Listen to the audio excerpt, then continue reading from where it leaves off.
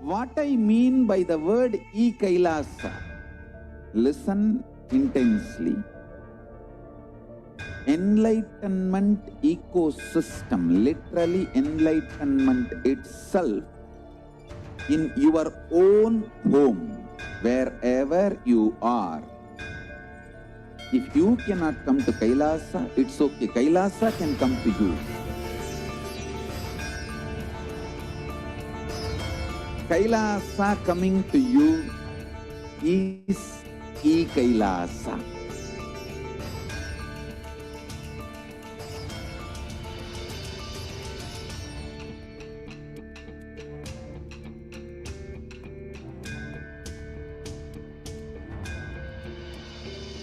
I will revive Hinduism. I am a Hindu revivalist, not by any revolution, but by evolution.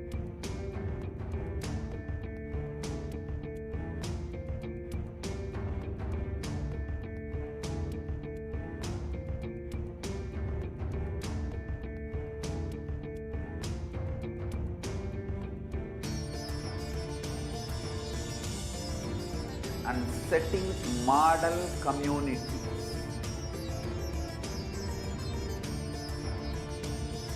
Kailasas, enlightenment ecosystems, Sarvanya Pitas all over the world.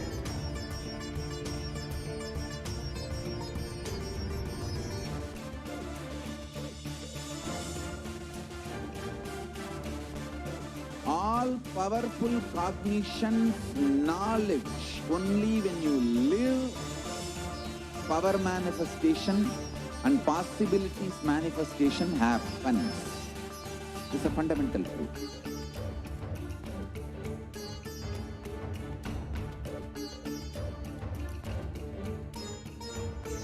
Hinduism cannot live exclusively as one sampradaya. No.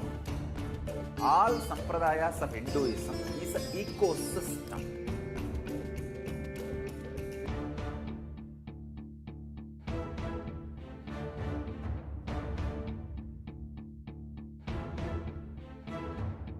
So don't keep quiet thinking that if one sampradaya is attacked, only that sampradaya is going to be affected. All of us are ecosystems.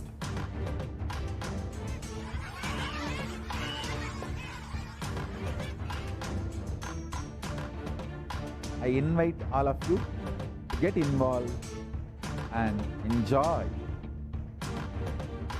Hinduism by the principle of Dharmo Rakshati Rakshitaha. When you protect Dharma, Dharma protects you. You will make the whole planet flourish spiritually. The spiritual prosperity will happen to the whole planet. We all have to coexist together.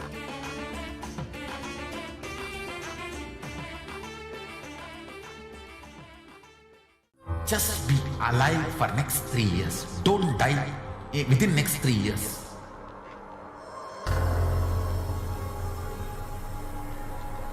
Just don't die within next 3 years. Be alive. Somehow be alive. I'm working sincerely. I will reach you somehow. Somehow I will reach you. It's my commitment to humanity.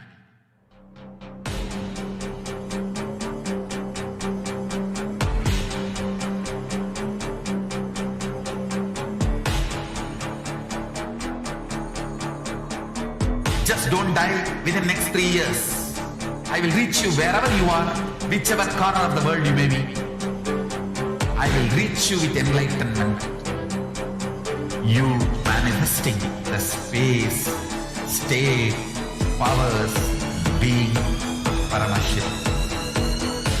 It is possible, and it is possible for you.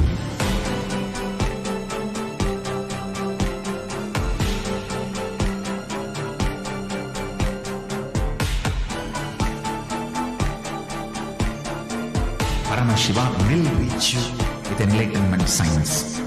I know. Nityanandam Paramasukadam Kevalam Jnanamurtim Dvandvatitam Gagana Sadrusham Tattvamasyaadilaksham Ekam Nityam Vimalam Achalam Sarvadi Sakshi Bhutam Bhavatitam Trigunarahitam Sadgurum Tam Namami.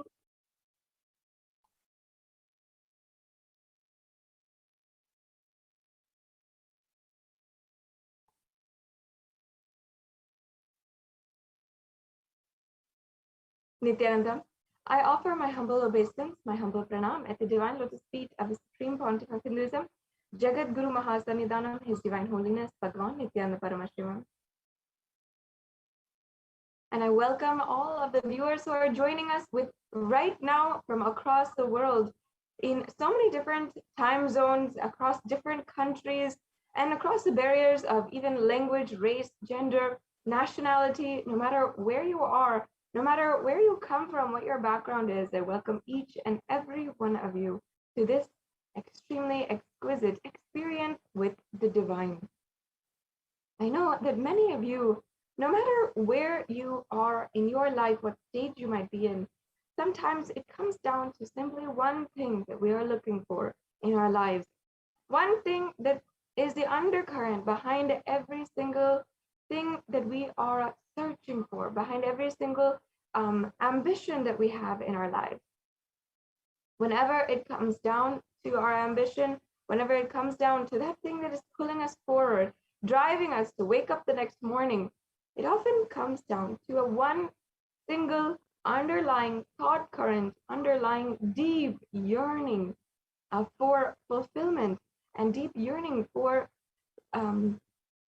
seeking what we want to be, what higher reality we have, and a deep unfulfilled feeling that is inside of us that is continuously driving us forward. And ultimately, when it comes down to this ambition that is underlying every single different activity that we do, different trace that we make, every single thing comes down to love.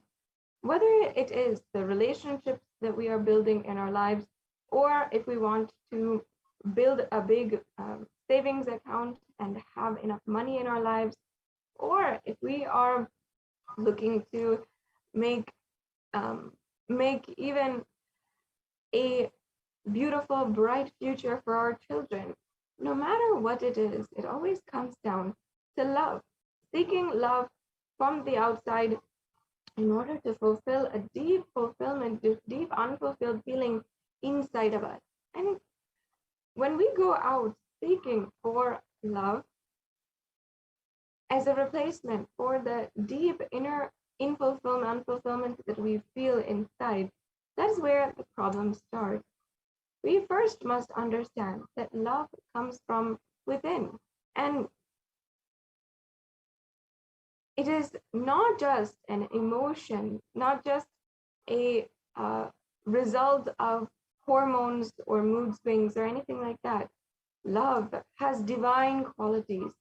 And in Sanatana Hindu Dharma, we recognized this, we understood this, and we saw that love has transcendental properties that can make you from divine, make you into divine, and make you go from man to superhuman. That is the quality of love. And in fact, Devi PARASHAKTI herself revealed through the Supreme Pontiff of Hinduism that love is God. Love is the supreme. Actually, it is called in Hinduism and in the ancient language Tamil, it says Anbhe Shivam. That is what exactly Devi PARASHAKTI revealed and guided the whole humanity, that love is God. And there are so many verses that back up, that are references for this sacred sentiment and powerful cognition. And many of you might try to wonder, what is it that makes this experience happen? How do we experience this divine love that can make us go from man to superhuman, literally, that can enlighten us and literally give us exactly what we want? Now, during this program, the Devi PARASHAKTI Akashic reading, you will be able to experience just that through the powerful cognitions revealed and revived by the Supreme Pontiff of Hinduism. Today, during this Bhava Samadhi Darshan program, we will be graced by the Darshan and Diksha of the Supreme Pontiff of Hinduism. And the Supreme Pontiff of Hinduism has been manifesting for the last 4 months continuously with more frequency, the Devi Bhava Samadhi Darshan. And this is a very unique aspect of what the Supreme Pontiff of Hinduism has been radiating to the world. The worship of the Divine Mother, the revival of the Shakta tradition, and the literally embodying the bhava of Devi PARASHAKTI. It's a unique gift to the world that the Supreme Pontiff of Hinduism has been doing since the time of the beginning of his revival of Kailasa. And also even Devi worship he's been doing since the very young age. Yet it is today, now, especially during the time when humanity needs it the most, that the Supreme Pontiff of Hinduism is making himself available for Devi PARASHAKTI to manifest through continuously and guide each and every one of us. Out of her extreme love and compassion, Devi PARASHAKTI is manifesting through the Supreme Pontiff of Hinduism, the Nijavatara, and out of her extreme love, she is granting us boons and healing us, revealing the past, present, and future, giving us truth from the cosmic archives, and literally changing the cosmic archives themselves, and in order to manifest what we want into reality. And in Sanatana Hindu Dharma, the Vedic rishis recognized, we recognize that the first and foremost relationship that we have in our lives is with the mother. And even if we might not know our mother physically, then we will still know the feeling of what it is like to have a mother. We'll still have that deep resonance for the feeling connection towards the mother. And from the time that we were connected to her in the womb through the umbilical cord, we had even a physical connection to her. So the relationship with the mother is a primary relationship that defines how we relate with our life, the universe, and so much more, and even the people around us, the world around us. And we are responsible ultimately for making that relationship, the relationship with your mother, into a way that can inspire you to the highest, inspire you for the highest ambition, and make you express the highest consciousness. That is the science behind how the Devi Bhava is working. And the Devi Bhava is literally relating with the cosmos through the feeling, the aspect of connecting with the mother. And that Bhava, the connection with the mother, is the most powerful kind of connection that you can have with God, with the divine. And connection with the mother is a very powerful way that you can gear your relationship with life, others, and the world around you to the highest potential, to the highest possibility.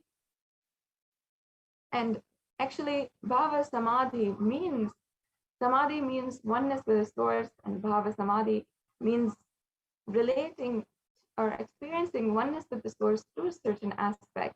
So today we will be experiencing oneness with the source through the aspect of Devi PARASHAKTI and the feeling connection to Devi PARASHAKTI.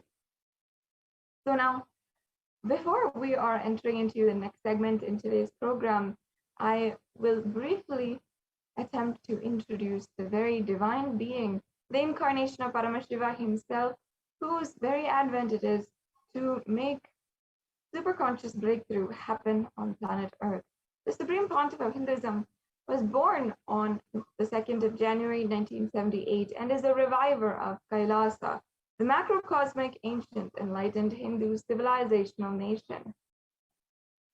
And the Supreme Pontiff of Hinduism is the reviver of the science of power manifestation, yoga and temple-based lifestyle for the whole humanity to learn and imbibe and revive the enlightened civilization. The Supreme Pontiff of Hinduism is ordained as the 233rd Guru Mahasannidhanam of the Kailasa Paramparagata Kanchi Kailasa Sarvagnapeetham, or the Tondai Mandalam Adinam. And the Supreme Pontiff of Hinduism as well is the incumbent emperor of the Suryavamsa Surangi Samrajyam. The Supreme Pontiff of Hinduism as well as the 293rd Guru Mahasannidhanam of the Kailashonata Shyamala Pita Sarvagnapeetham, or the Madurai Adinam.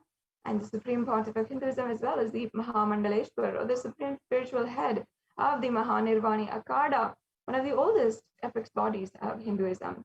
The Supreme Pontiff of Hinduism as well is the 23rd Guru Mahasannidhanam of the Dharmamukti Swargapuram Adinam, and the 1008th Acharya Mahamandaleshwar of the Atal Akada, as well as the Supreme Pontiff of Hinduism, is elected as the Supreme Pontiff of Hinduism by a very esteemed group of Hindu leaders, a congregation of thousands of leaders in 2015. And the Supreme Pontiff of Hinduism is today known for having authored more than 300 books in the spiritual field, giving solutions for the whole world in the languages English, Tamil, and Sanskrit, which were further translated into 50 different languages. And the Supreme Pontiff of Hinduism as well is the reviver and founder of over 100 Sarvagnapeethas, the establisher of Kailasa's Nityananda Hindu University, the world's largest Hindu university with satellite campuses in more than 150 countries. As well, the Supreme Pontiff of Hinduism is the reviver of the 108 different ancient endangered lineages, or the sampradayas, such as the Rudras and Rudrakanyas, the Bhairavas and Bhairavis, the Sannyasis, the Rishis and Rishikas, and very many more different sampradayas. And the Supreme Pontiff of Hinduism is as well today having enriched and enriched more than 1 billion people across the planet Earth, and is the commentator on the various different Hindu scriptures, including the Brahma Sutras, the Yoga Sutras, the Bhagavad Gita, the Upanishad, the Shiva Sutras, the Jain Sutras, the Ashtavakra Gita, and much, much more. As well, the Supreme Pontiff of Hinduism has been recognized and internationally acclaimed with more than 50 different kinds of acclamation, proclamation by different governments across the world, and working towards promoting greater accountability in leadership.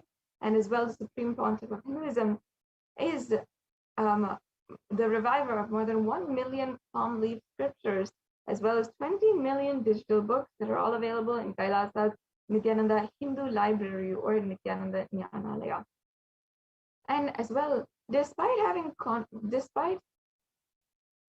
having gone through literally more than 70 assassination attempts, the Supreme Pontiff of Hinduism has been subject to more than an acute form of different kinds of persecution.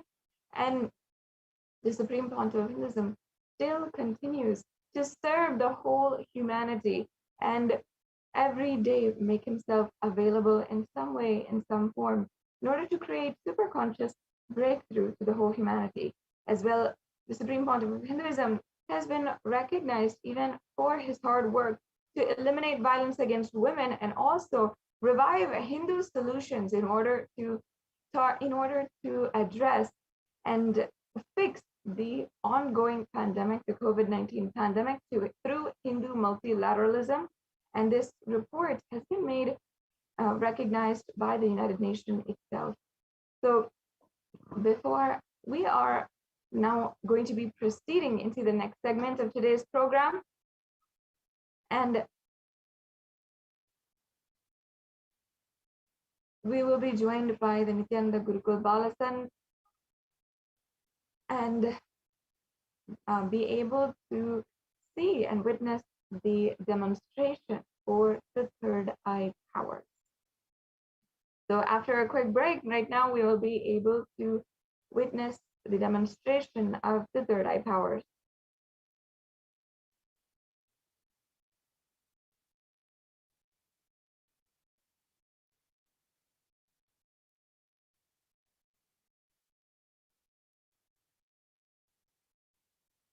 Yes, after a very quick break, we will witness the demonstration of the third eye powers.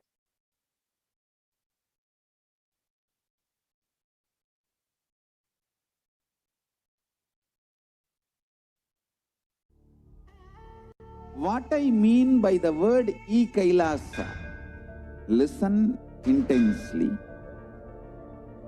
Enlightenment ecosystem, literally enlightenment itself, in your own home, wherever you are. If you cannot come to Kailasa, it's okay. Kailasa can come to you. Kailasa coming to you is e-Kailasa.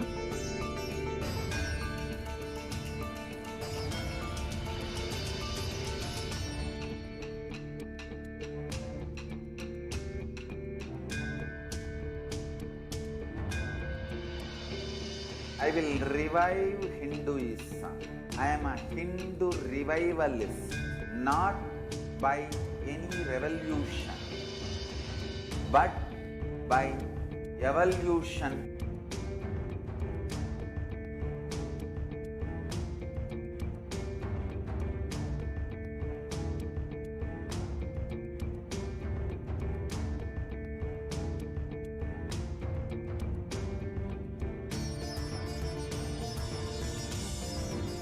And setting model communities.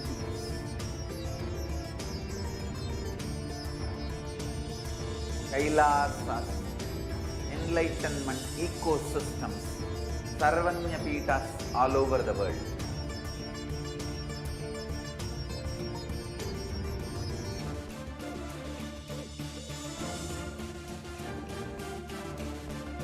All powerful cognition, knowledge, only when you live, power manifestation and possibilities manifestation happens. It's a fundamental truth.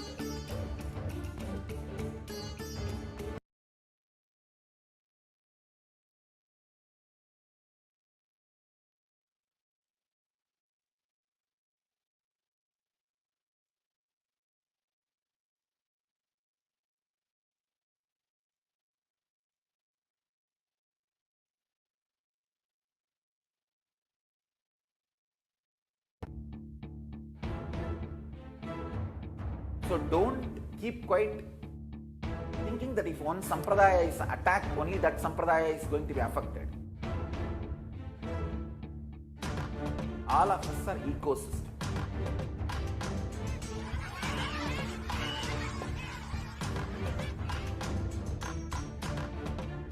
I invite all of you to get involved and enjoy Hinduism by the principle of Dharmo Rakshati Rakshitaha. When you protect Dharma, Dharma protects you. We will make the whole planet flourish spiritually. The spiritual prosperity will happen to the whole planet. We all have to coexist together.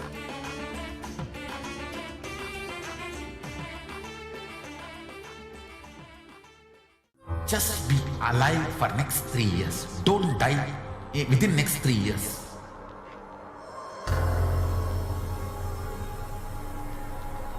Just don't die within next 3 years. Be alive. Somehow be alive. I'm working sincerely. I will reach you somehow. Somehow I will reach you. It's my commitment to humanity.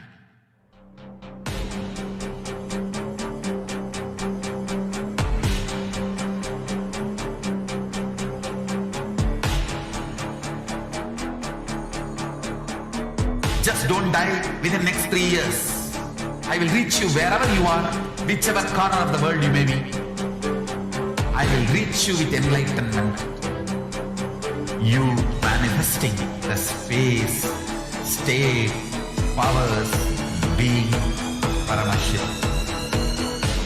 It is possible, and it is possible for you.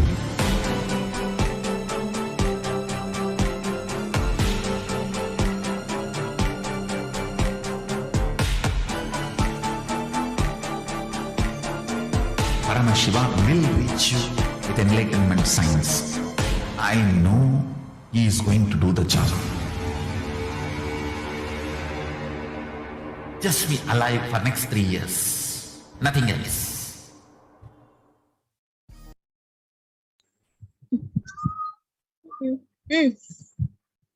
Yes, Nityanandam.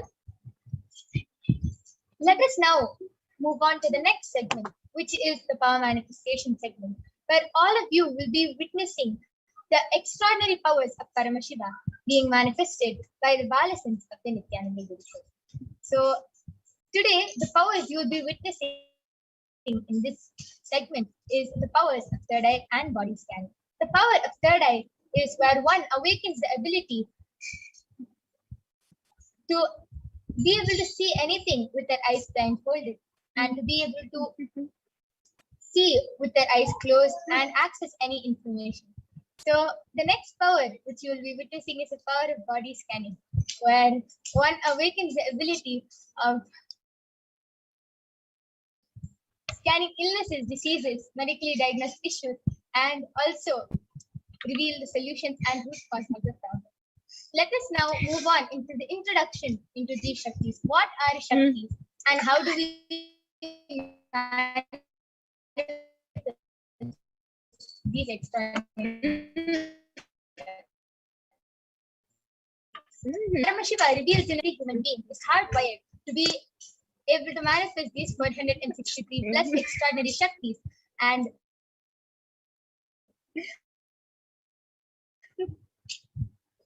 when Paramashiva beautifully explains that Shakti is manifest from the fundamental cognition that you are the divine and that you need to manifest the divine. Not that you are a man and that you need to reach the divine. So let us see the difference between Shaktis and Siddhis. And Shaktis are the powers which manifest from deep feeling connection or oneness with Paramashiva. And Shaktis are permanent. They are the source of enlightenment. Siddhis are the Shaktis which manifest from the tapas or penance for enlightenment. Shaktis are not, Siddhis are not permanent and they may divert you from enlightenment. So,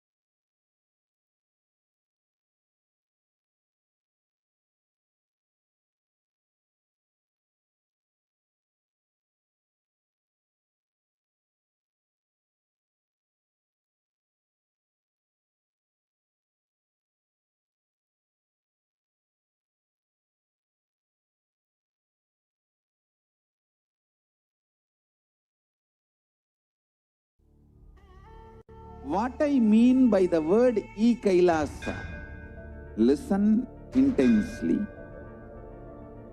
Enlightenment ecosystem, literally enlightenment itself, in your own home, wherever you are. If you cannot come to Kailasa, it's okay. Kailasa can come to you. Kailasa coming to you is e-Kailasa.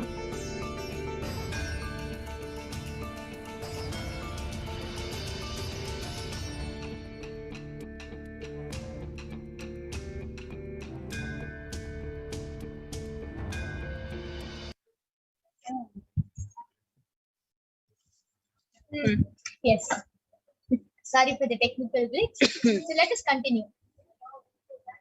Paramashiva is the primordial divinity in Hinduism, the ultimate reality and cause which is self-effulgent, Swayam Prakasha, all-pervading, unchanging beyond time, space, form, and causality. As a fundamental base of Avyakta, the unmanifest, and Vyakta, the manifest existence, he performs the Panchakritya, or the 5 cosmic acts of Srishti, creation, Chiti, sovereign rulership and maintenance, Samhara, rejuvenation, Robhava, pulling out of delusion and liberation.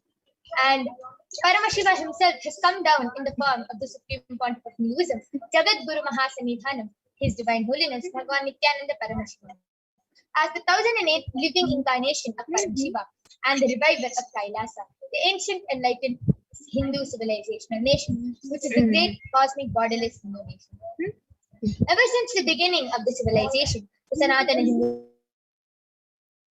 Dharma, all these knowledge, these sciences, these initiations have been passed down from generation to generation from the Guru Shishya Parampara, which is the Guru-disciple lineage. So Swamiji has also been trained and taught to revive these sciences and initiate millions of disciples all across the globe to revive these sciences from the disciplines of Vedanta, Tantra, Shri Vidya, Yoga, Yogic powers, Mantra Shastra, Siddha Vidya, the science of Aushadha, Bhakti Yoga, Paramashiva Jnana, and Paramashiva Jnana. From the enlightened gurus. So you can see so many of the gurus.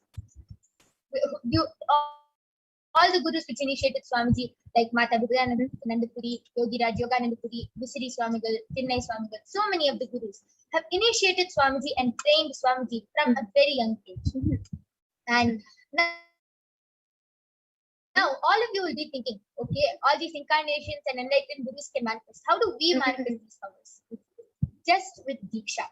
Every ultimate truth, jnana, mapped into your consciousness, prajna, manifests as a power and a possibility of a being, prajna.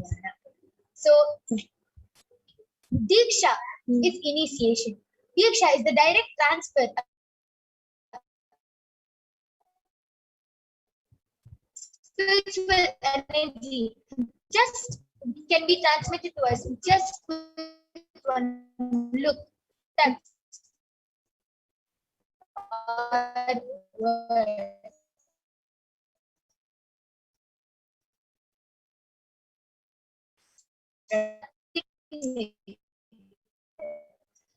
into these powers, and you yourself can manifest these powers. And that is what all of you're not going to just be witnessing these powers today.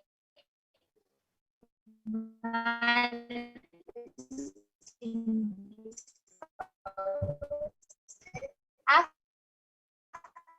all these powers in a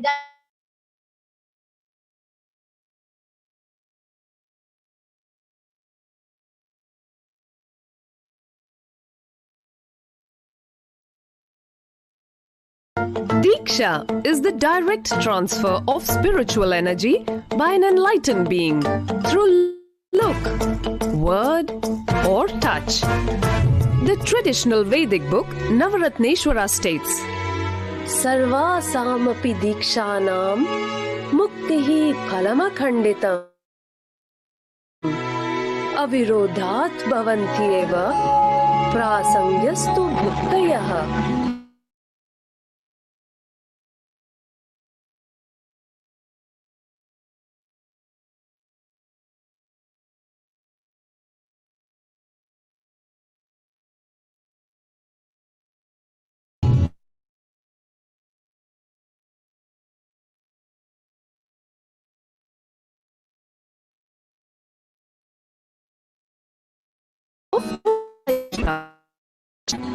Does not attain liberation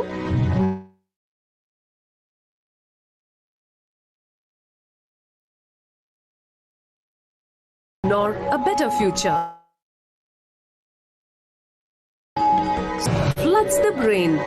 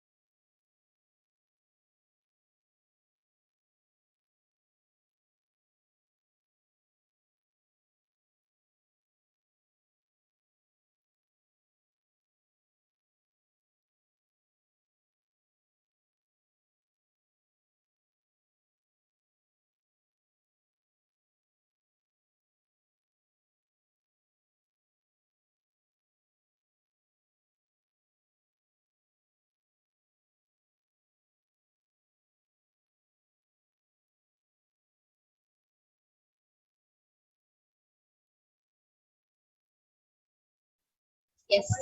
So that was a very beautiful video which explained what is Diksha and the power of initiation. What is the power of initiation? How we start manifesting these powers.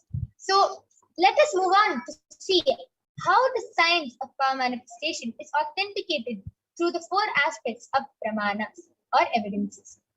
So the first is the Shastra Pramana, which are the eternal unchangeable truths that are revealed in the source scriptures.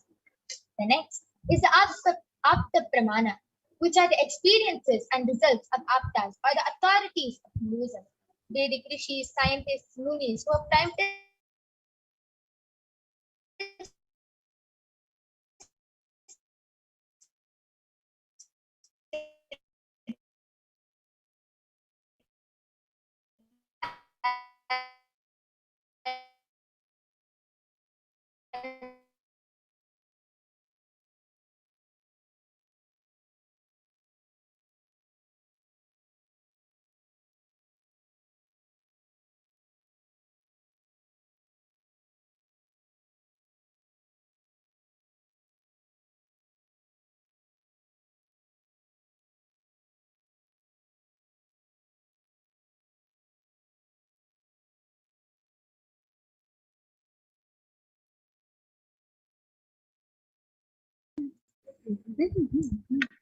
Yes, sorry for the technical glitch. We'll now be moving on to the Shastra Pramana, where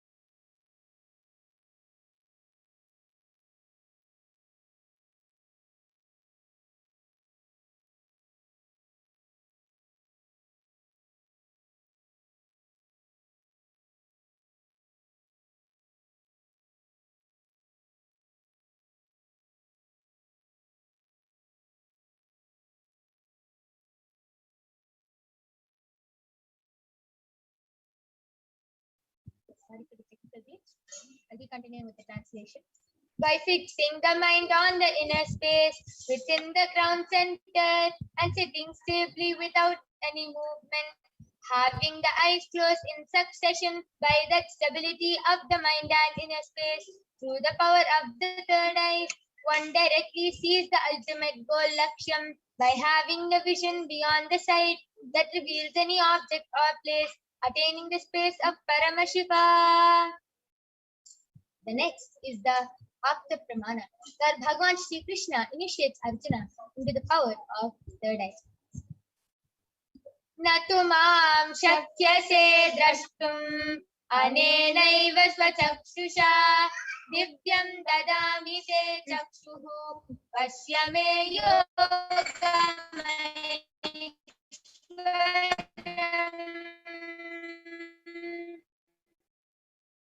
Bhagavan Krishna says to Arjuna, but you cannot see my cosmic form with these physical eyes that I behold my cosmic opulence. In the Hindu Purana Bhagavad Gita, Bhagavan Shri Krishna initiates Arjuna in the power of third eyes. And in the Srimad Bhagavad Gita, the 11th chapter, 8th verse, and in the 11th chapter of the Srimad Bhagavad Gita, Arjuna beautifully describes the cosmic form of Bhagavan Shri Krishna as he sees it through the third eye. The next is the Atma Pramana, Swamiji's own experience of how he was able to manifest the power of third eye. In Swamiji's own words, I was able to see everything above me, around me, and not only I was able to see, I was able to even feel everything as me. So when Swamiji was sitting on the Pavarakundra rock in Tiruvannamalai, he had the enlightenment experience and he was able to see everything, the whole 360-degree vision with his eyes closed, everything. And Swamiji beautifully tells that he was not only able to see, he was even able to feel that the rock he was sitting on, that the shrubs, bush, tree, everything around him was him. And next is the Pratyaksha Pramana, the empirical evidence from observation and scientific experimentation. Yes. And study measures compare metabolic cell activity in the conscious state and using the positron emission thermograph, PET. And when doing daily activities, only the third eye region is active, like most of the third eye region is highlighted and is active. And when in deep state of samadhi, almost 90% of the rest of the brain is at peace and only the third eye region is active. So let us now move on to the live Sakshi Pramana, the live demonstration of the power of the third eye being manifested by the Balasans of the Nityananda. Along with me, I have an extraordinary power manifester, an extraordinary Balasan, who is going to be demonstrating this Shakti, Maniti Virijananda, who is 16 years old, and she has been an extraordinary Shakti to all of you now. So along with me, I have a medically tested IBAN. You see in front is a complete opaque sheet, and behind is a thick sponge, and there is no gap between the opaque sheet and the sponge, and there is no possible way of light entering in this IBAN. There is also a strap which comfortably straps the IBAN to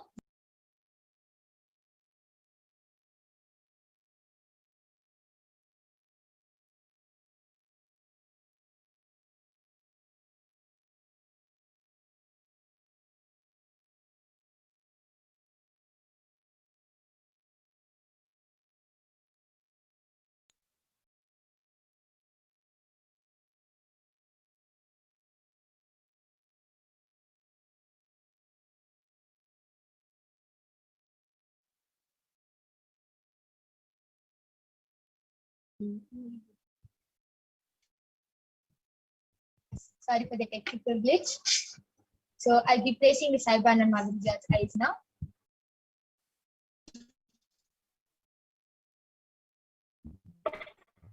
And opening the strap in front of all of you.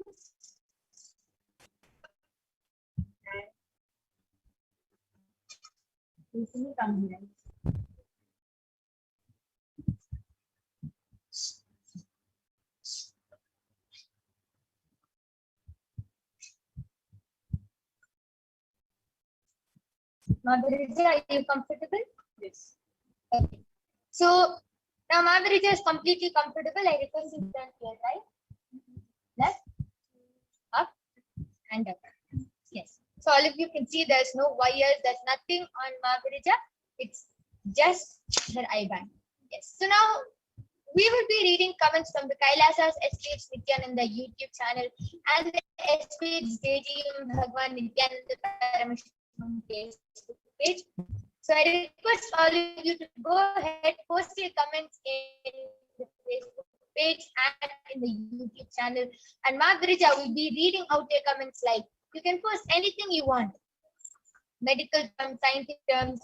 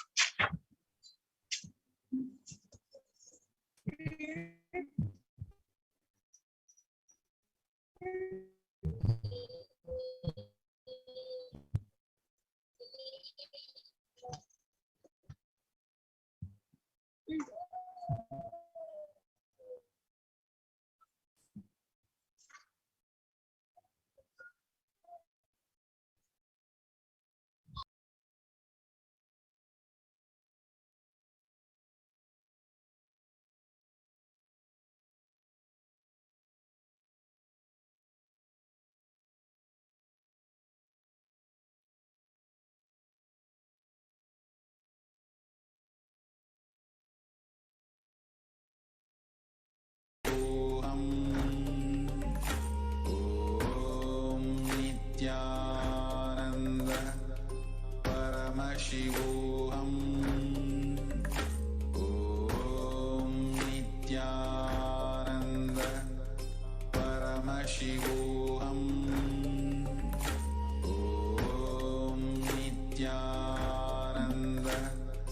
परमशिवोऽहम् ॐ नित्यानन्द परमशिवोऽहम् ॐ नित्यानन्द परमशिवोऽहम् ॐ नित्यानन्द परमशिवोऽहम् Nityanand Paramshiva.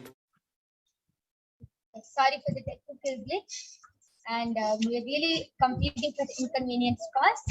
So now I'm going to be again placing the IBAN on Mahavirja's eyes. You can see in front and back. There's no change to the IBAN. There's no possible way of light entry. I'll be placing the IBAN on Mahavirja's eyes. I'm opening the strap in front of you and placing it on here.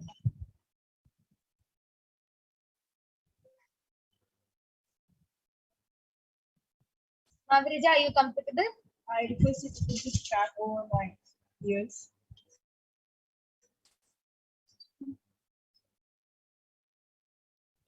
So now Mahavirja is comfortable. I request you to turn to your right, left, up, and down. Yes. So you can see there's no wires on Mahavirja. There's nothing. It's just her IBAN. And this is just to make it more foolproof and show that there is no possible way of her peeking, cheating, anything. It is just the power of third eye, which she is manifesting with the grace and blessings of Swami. So now we'll be reading comments from the Kailasa's SPH Nityananda YouTube channel and the SPH JDM Bhagwan Nityananda Parameshwaran Facebook channel. So I request all of you to go ahead, post anything you want. You can post emojis, numbers, pictures, shapes, stickers, and medical terms, scientific terms, paragraphs, words, anything you want. Go ahead and post it, and Mahavirja will be reading it out live.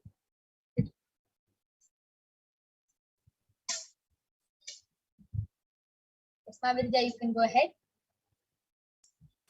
Yes. So the latest comment which is posted in Kailasa's SPH channel is by Rahul Aswani, has posted Namaste emoji and a heart. And before that, my Eva and this is posted Hare Hare Mahadev. And before that, my Eva and this is posted. Wow. That was in just less than 1 minute, and she was able to read it so fluently and exactly correct. She was able to read the names, emojis, and even the comments. Wow, amazing. Beautiful. Okay, so let's move to Facebook and see. There's any comments?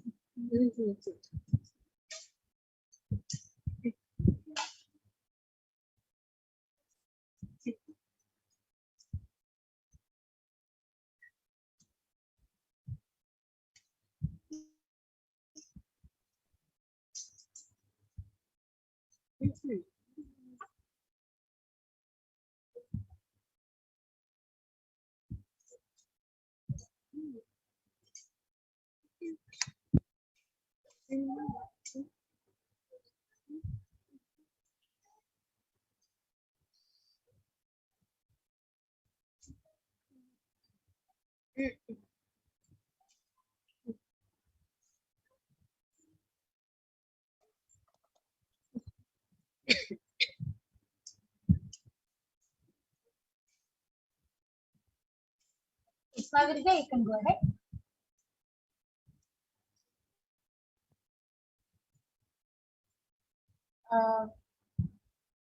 Okay. Appu Ramakrishnan Guru has posted something in Tamil. Yeah.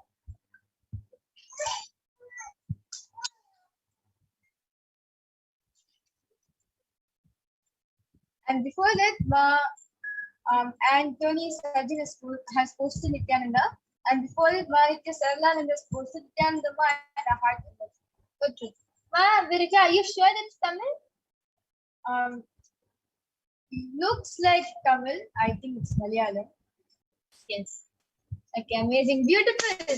Even that Mahavirja was able to see through the third eye, read the names, and was able to read the comments, everything from the Facebook channel also. All of you can go ahead, continue posting comments, and Mother Richa will be reading it out live. But you will all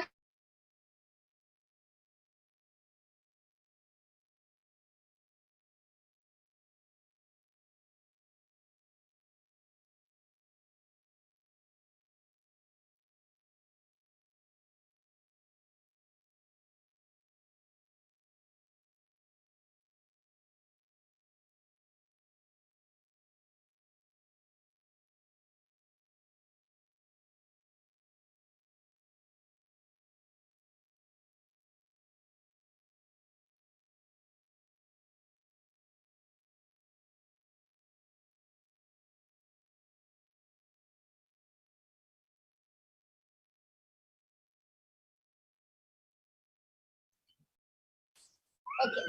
And now we'll be manifesting the second power, which is power of body scanning, which will be manifested by the balancing of the Vijnana people. We'll now be seeing the pramanas for this power. The first is the Shastra Pramana, which is from the Vijnana Bhairava Tantra. Swadehe jagato bhati sukshmadarani cha tattvani yani nilayam tatvante vyajyate para. Bhagavan Paramashiva says, cognize deeply that from the subtle to the subtlest constitutive principles of the whole body, Swadeha, or of the whole universe, simultaneously consist of the essential reality. They are being absorbed in their source caused Parashiva. And by the experience of such restful awareness, one becomes complete from all the thoughts, and the divine, ultimate universal divine power, Paradevi, Adi-Shakti, happens, and the supreme power manifestation is manifest. The next is the Apta Pramana, which is from the life of a Siddha named Teraya. Teraya was one of the prominent disciples of Agastya. One day, a man suffering from a severe headache comes to Agastya for healing. Agastya does the body scanning and reveals that there is a small tere effect frog sitting in the person's brain. Agastya immediately instructs Teraya, his disciple, to do an open head surgery and remove the frog. And remember, this is 5,000 years ago. Teraya successfully open has completely healed, and thus he gained the name Teraya. The next is the Atma Pramana, which is from the life power of body scanning. Paraphrasing his words. Only when I had a multiple compound hand fracture was I forced to go for them. They detected heavy metal quantity in different organs of mine, and it was revealed that I had been poisoned without our knowledge. I immediately used diagnostic methods instead of medical facilities to do the body scanning and find out where the imbalances and problems have happened. And using the power of body scanning, I found out where the problems and imbalances had happened and where the balance had to be done. I used allopathy as a second opinion just to verify my findings. The next is the Sakshi Pramana. So we're going to now be witnessing the live Sakshi Pramana by the Balasins and the Nityananda Yogis. So please go ahead, post your comments in the Kailasa's SPH Nityananda YouTube channel and the SPH KTM Bhagwan Nityananda Paramashiva Facebook channel. We'll be right back after a short break with the Balasins who are going to be demonstrating this power. Om Nityananda Paramashivoham. Om Nityananda Paramashivoham. Om Nityananda Paramashivoham. Om Nityananda Paramashivoham. Om Nityananda Paramashivoham. Om Nityananda Paramashivoham.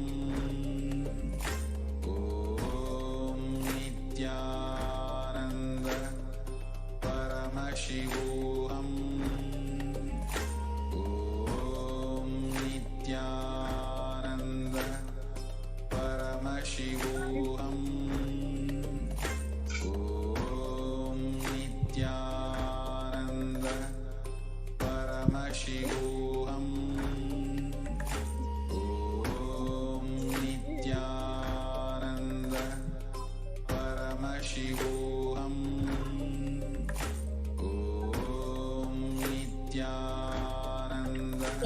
we're back.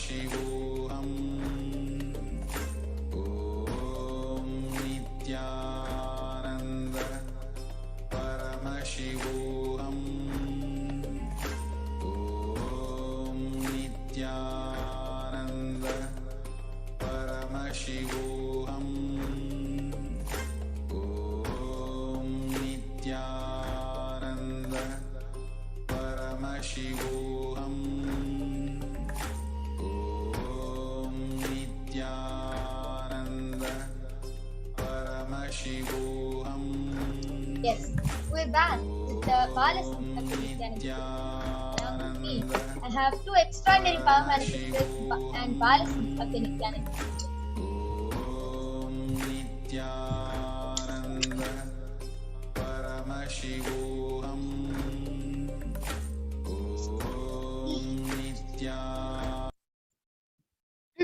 Yes, I'm back with the balances of the Nityananda Gurukul, Manati Brahmayogananda and Masoni, who are going to be demonstrating and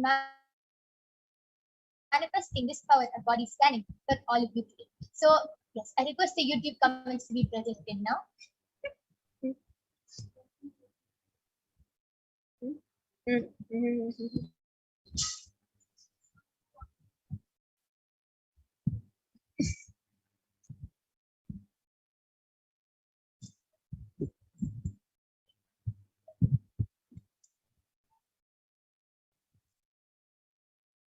I request the YouTube comments to now be projected.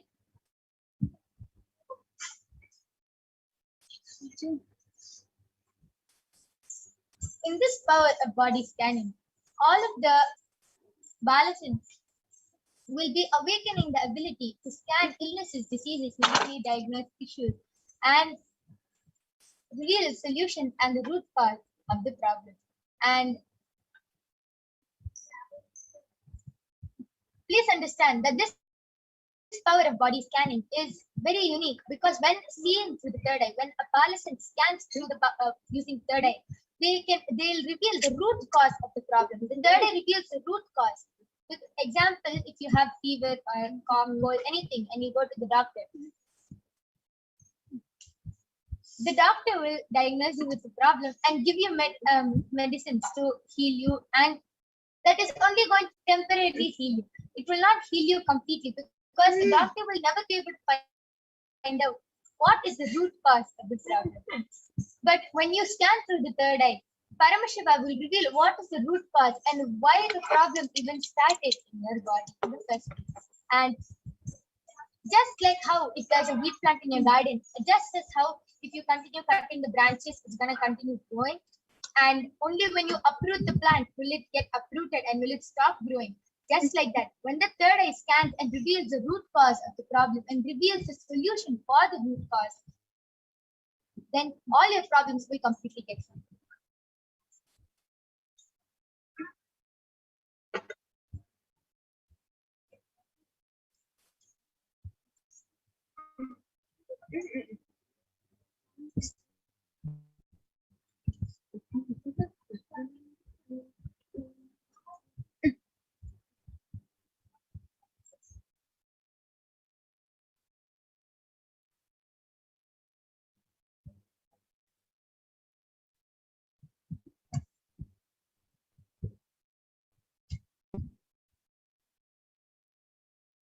Okay, so Payatar Vajda Aya has requested for a body scanning.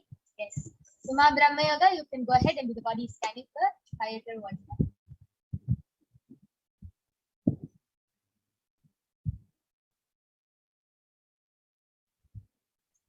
Okay. And Celine G has requested for a body scanning. So Ma Soni, you can do the body scanning for Celine G.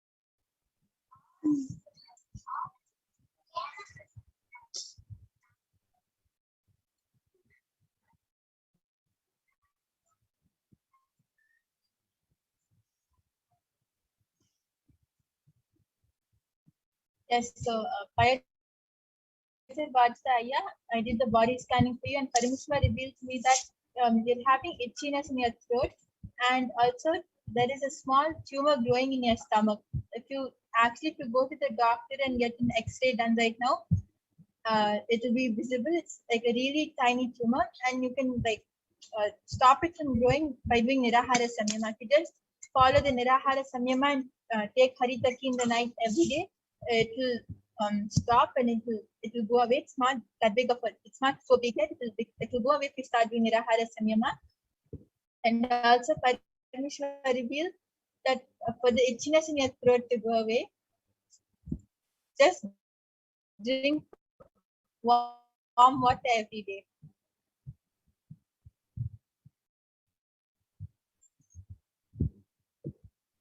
Yes. Payatar Vajda, that was a beautiful body scanning for you. I request you to please get back in the chat section. And please do take in consideration, as this is a very serious scanning. Please do follow the solution. Don't get scared. You'll be completely healed. See, understand that Parameshwara's third eye is very powerful. The moment Parameshwara just start scanning your body, automatically the healing starts in your body. So don't get scared. Just follow the solution for precaution. So yes.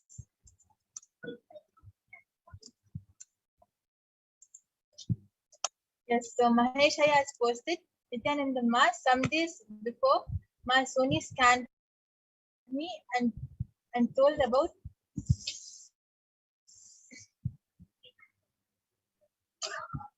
okay. Mahesh has posted Nityananda Ma some days before my Sony scanned me and told me about some stones in kidney and told me to take castor oil and empty stomach. I've been taking since then. When you now scan and tell. Yes, surely. Just after Masoni reveals about Celine G, she will again be doing the body scanning for you. Then Celine G, Parameshwara reveals that you are having too much mucus in your throat and stomach. So Parameshwara reveals that to remove the mucus from your body, do nature. Okay. Yes, and why don't you go ahead and do the scanning for Maheshaya? We can quickly do a scanning and release. Sayajya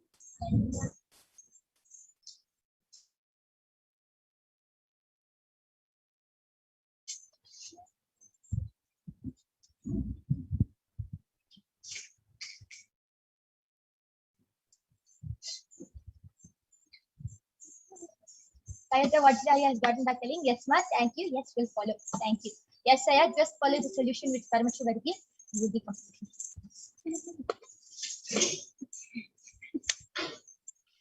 Instead of Maheshaya, Parameshwara revealed that you are still having small stones in your stomach, and it's drastically reduced. So Parameshwara revealed that keep taking castor, it will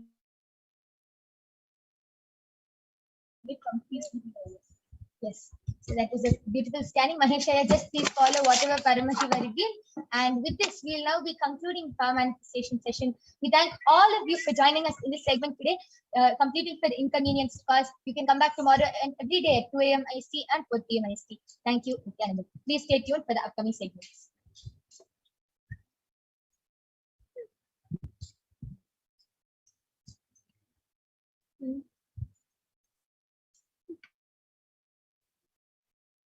Yes, Nityanam, everyone. Yes, Nitya. Yes, thank you, Maya Guprana. Thank you, Ma Brahmayoga. Thank you, Ma Soni.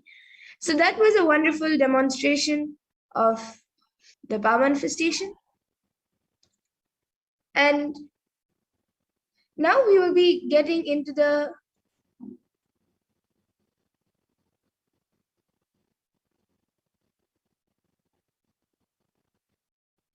Today we will be getting into the next segment of where we will be learning who is Devi Parashakti, the divine feminine consciousness. So we will be first looking at the Dhyana Shloka of Devi Parashakti.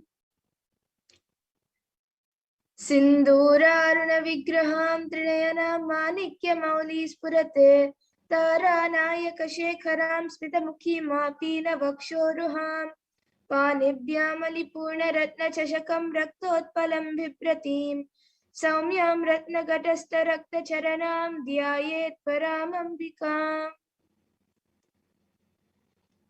And the translation for this verse says, the Divine Mother is to be meditated upon as shining in a vermilion red body, with triple eyes, sporting a crown of rubies, studded with the crescent moon, a face all of smiles, a splendid bust, one hand holding the jewel cup brimming with mead, and the other twirling a red lotus.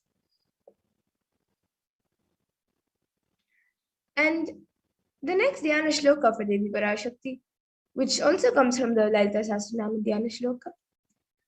Arunam karunam tarangatakshim dritapasham kushapushpabana chapam animadi viravritam ayukai rahamityeva vibhavaye bhavani. And the translation for this verse is, I meditate on the great empress. She is red in color and her eyes are full of compassion. She holds the noose, the goad, the bow, and the flowery arrow in her hands. She is surrounded on all sides by powers such as Anima for rays, and she is the self within me.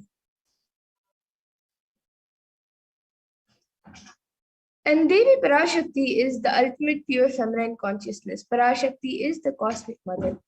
And it is her cosmic womb from which billions and billions of universes come out and go in and manifest. And it is the source where the Big Bang and black holes go on and on. Parashakti is the source Shakti, source energy, source power, and the source of everything and is also the source from which all of us came and which all of us are in even now, and in which all of us are going to merge. And out of extreme love and compassion, Parashakti herself is manifesting through the embodied form as the Nijavatara of the Supreme Pontiff of Hinduism, Jagat Guru Mahasannidhanam, His Divine Holiness Bhagavan Nityananda Parameshwar, gracing us, answering all of our questions, attending to our prayers, giving boons, healing us, revealing our past, present, and future, delivering profound spiritual truths, and ultimately giving us the experience of Paramashivoham itself. And in the words of Devi Parashakti herself, she beautifully says, raising as Omkara, expressing as Vedas and Agamas, blossom as Hrimkara, filled as Parashodasi, living in 40 triangles. The Kailasha Swami, who's in Kailasa, Sri Purachintamani, Parashodasi, sitting as part of Paramashiva, Parameshwari, who rules the world, PARASHAKTI, Manonmani, Meenakshi, as Nityananda, I took Nijavatara here, to give good boons to everyone, to bestow all goodness. Hiranyagarbha Swarupini, Brahmanda Yoni, Shami, Chandramauli, Rapala, Aparana, Uma, Parvati, Savitri, Lavayavana, Samrajya Lakshmi, Parameshwari, Parashodasi, Meenakshi. Taking the form of Nityananda, I came here as Nijavatara. With great compassion I am blessing. Listen, people. To do good to all of you, I took the form of Nityananda and came down as Nijavatara. And again, in the words of Devi Parashakti herself, she beautifully says, raising in Omkara, blossoming as Shiva, Shiva manifesting as source of existence, powers of existence, expression of existence from the oneness of Om, blossoming into two as Prakriti and Purusha, blossoming as three Shaktis, Icha, Kriya, and Jnana, growing as four Vedas, expanding as five Panchabhutas, beyond six chakras as Gotras of seven Rishis, expanding as 8 directions, existing as 9 grahas, blossoming as 10 indriyas, being as 11 rudras, creating all the worlds, bringing life to tell and make truth blossom, and to do good. Parashodasi, Meenakshi, in the form of Nityananda, I came to bless every one of you. And now let's see how we can receive Devi Parashakti. So literally you are seeing Paramashiva and Parashakti at that moment. She is there on your screen. So always receive her very gently. You can place 2 bananas, 2 betel leaves, 1 betel nut, and 1 coin in front of the screen as you watch Devi Parashakti. And for those of you who don't know, the coin is actually considered the traditional dakshina in the Hindu tradition. It can be the lowest value. In India, it can even be just 1 paisa, and in the US, it can be just a cent. Swamiji says, I'm not trying to monetize. Keep even 1 cent, it is okay. So for 100 days, if you have darshan, it will add up to $1. In India, even 1 paisa is okay. And you can offer that to Devi Parashakti, and once the darshan is over, you can do namaskar and eat the banana, the betel leaf, and the betel nut, taking it as prasadam immediately. And for those of you who might be wondering how this betel leaf and betel nut may benefit you, this betel leaf and betel nut may look too small, but in a few days you will see how much it adds to your sentiment that really she is there, and you will not take the Devi darshan for granted. Rituals will break your unconscious monotonous mentality and lifestyle, and remind you to raise you to the powerful cognitions. It will break your unconscious behavior. And now all of you can see how you can set up the tambulam to receive Devi Parashakti. So you can set up the 2 betel leaves, the 1 betel nut, the banana, and the coin. You can set it up in a plate and keep it in front of the screen. These are the 4 basic items, but if you would like, you can also keep the other additional items such as a coconut, some kumkum, some bangles, then some fresh flowers, and a few more items. But these 4 items, the betel leaf, the betel nut, the banana, and the coin, are the 4 basic items. So you can arrange all of this in a plate and receive Devi Parashakti. And now with this, we come to the conclusion of this segment where we have learned who is Devi Parashakti and how you can receive Devi Parashakti when she comes for the darshan. So we will be moving to the next segment where we will be learning about what Devi Parashakti has revealed for humanity and how important it is for us to understand and internalize and follow what Devi Parashakti has revealed.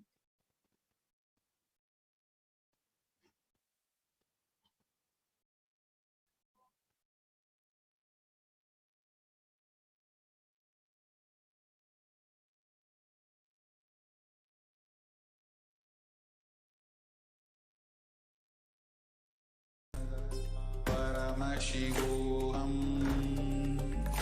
Om Nityanand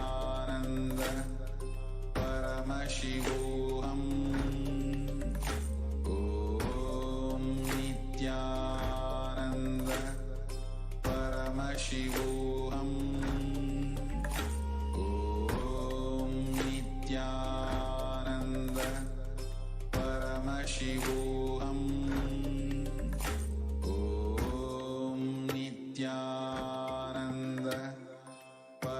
Paramashivoham Om Nityananda Paramashivoham Om Nityananda Paramashivoham Om Nityananda Paramashivoham Om Nityananda Paramashivoham Om Nityananda Paramashivoham Om Nityananda Paramashivoham Om Nityananda Paramashivoham Om Nityananda Paramashivoham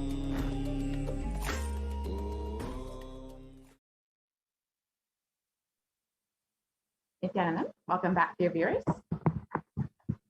Now we will be entering into the next segment where we will understand some of the revelations made by Devi PARASHAKTI and how we can benefit from listening to the words of Devi herself.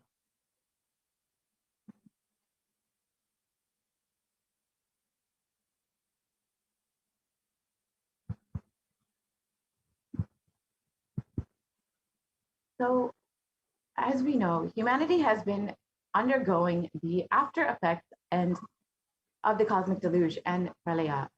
The thousands of deaths due to the global pandemic and emerging fungal epidemic, along with the record number of natural disasters, have taken a huge toll on humanity's collective psyche, leading to an increase in poverty, malnutrition, depression, and mental health issues.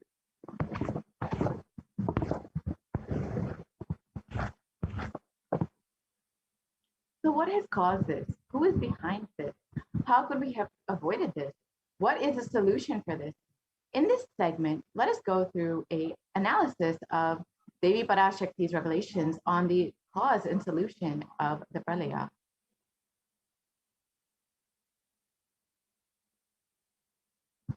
Many of us know the current state of the world. As of June, the deaths had crossed 4 million and the total number of cases confirmed crossed 175 million and continue to rise today. And the worst affected countries include US, India, and Brazil. And in India alone, there have been over 29 million cases of COVID-19 and over 374,000 deaths due to COVID-19, and over 75 million people have fallen into poverty since the beginning of the pandemic.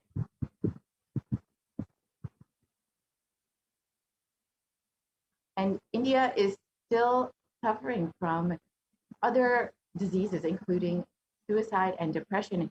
And India is considered to be the 6th most depressed country in the world, with 6.5% of the population suffering from some form of mental illness, and nearly 9 suicides per every 1 lakh people, with the worst affected age group between 15 and 24.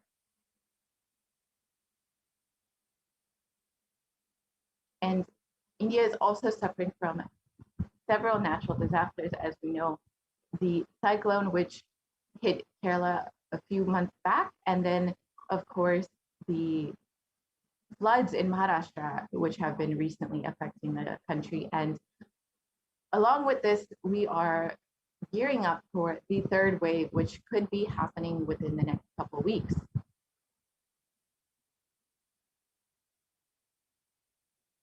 So how could we have prevented this? And what could we have done to have avoided this?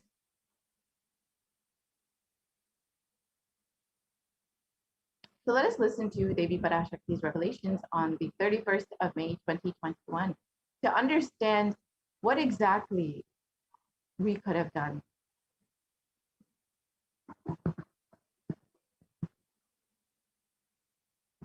2022 வரை India செல்ல வேண்டாமா என்று கேட்கின்றாய். நன்றாய் தெரிந்து கொள், சொல்வதை புரிந்து கொள். இந்த பெருநரகமான கிருமி போஜனம் இந்தியாவிற்குள் வரக்கூடாது என்பதற்காக 2020 பாரதம் முழுவதும் 12 ஜோதிர்லிங்கமும் பாத யாத்திரை செய்திடவே என் மகன் மூலமாய் திட்டமிட்டிருந்தேன். படுபாவிகள் ஓடத்தின் மாலுமியை ஊர்விட்டு துரத்தினார்கள். என்ன நடக்கிறதென்று பார். முறையாக கைலாய நாட்டின் தலைவனாக நிறை மரியாதையொடு நல் மதிப்பொடு என் நிஜாவதாரம் நித்யானந்தன் திருவடி மீண்டும் பாரதத்தில் பட்டு பாத யாத்திரை செய்த பிறகு மட்டுமே நீ அங்கு செல்ல வேண்டும். அதுவரை உன்னை காத்து செல்லாதே. ஓம் ஓம் ஓம்.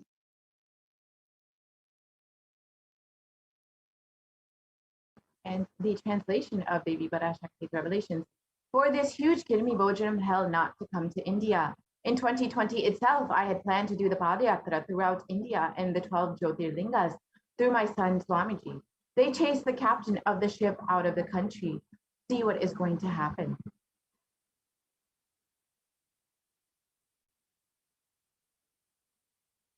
So let us go back to 2017 and understand the vision that the Supreme Pontiff of Hinduism revealed for this Padayatra in 2020.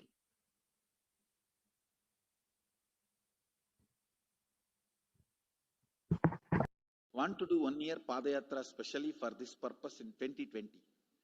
2020, planning for a full year. I'm going to walk from Rameshwaram to Amarnath. 1 year with 10,000 people, just walking all over India to spend time with people. 2020, there will not be any program other than Padayatra and just spending time with people. Just walking. Of course, 10,000 people will be walking with me. Maybe 200 vehicles to carry our food and all the other items, transportation. Enjoying the river banks, forests,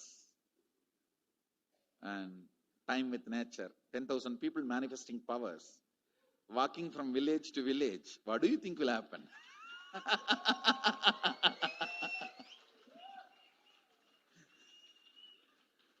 The scene of Buddhism spreading will be repeated now.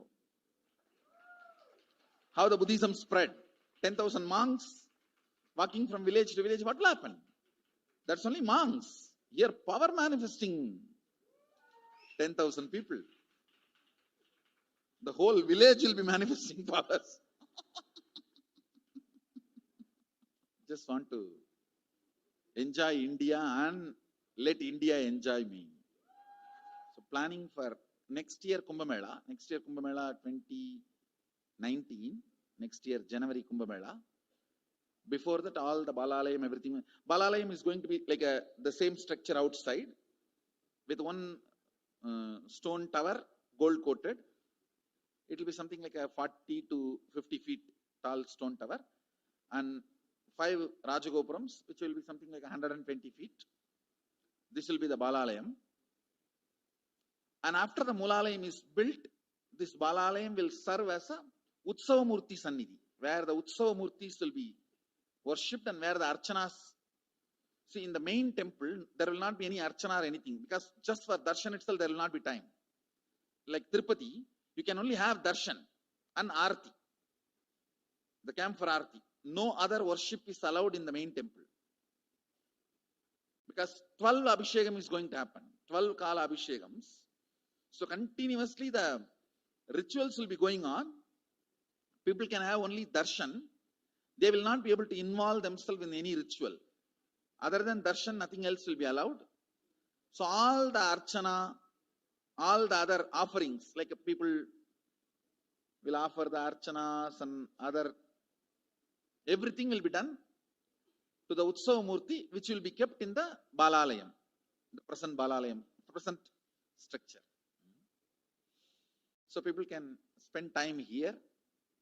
That will be more like a main darshan. This will be like energy darshan, where you can give letter, get response. So by next year, the Balalayam will be ready. So 2019 full year, I will be conducting the programs and everything. 2020 will be the one full year Padayatra, walking.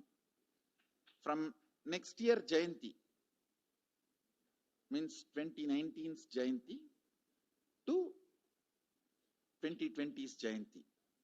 Full year, Jayanti to Jayanti will be Padayatra. Before that, we will make 10,000 people power manifestors. It will be sannyasi, brahmachari, grihastha, all put together. 10,000 people will be walking. What a scene it will be. I think that is the only way the revival of Sanatana Hindu Dharma can be done. I need to get into the ground where people can see me, where they are living. I can't be waiting for people to come where I am living. Now I am sitting in one place to prepare these 10,000 people and make this science completely user-friendly. For that only I am sitting and working. So I have given 2 years for me now, 2018 and 2019. So 2020, before that 10,000 people will be ready to walk with me, manifesting powers.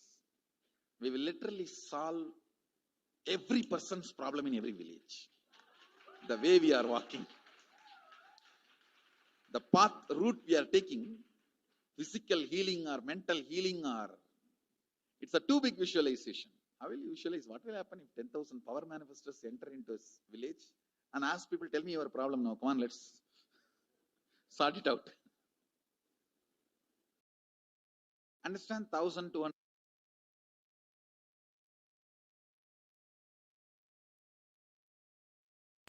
Since the age of 10, the Supreme Pontiff of Hinduism has been enriching and preparing people for the Padayatra to save them from this pralaya. And as the Supreme Pontiff of Hinduism revealed in this video, the plan for the Padayatra was to give people solutions where they are, to meet them where they are and give them any solution for any problem, whether it's mental problem, physical problem, emotional problem, anything that they need. The Supreme Pontiff of Hinduism was ready to be on the ground and attending to people. And the whole purpose was to revive Hinduism. And unfortunately, this did not happen. And from the age of 10, the Supreme Pontiff of Hinduism has been enriching and initiating the masses into the science of enlightenment through these powerful discourses, initiations, and darshans.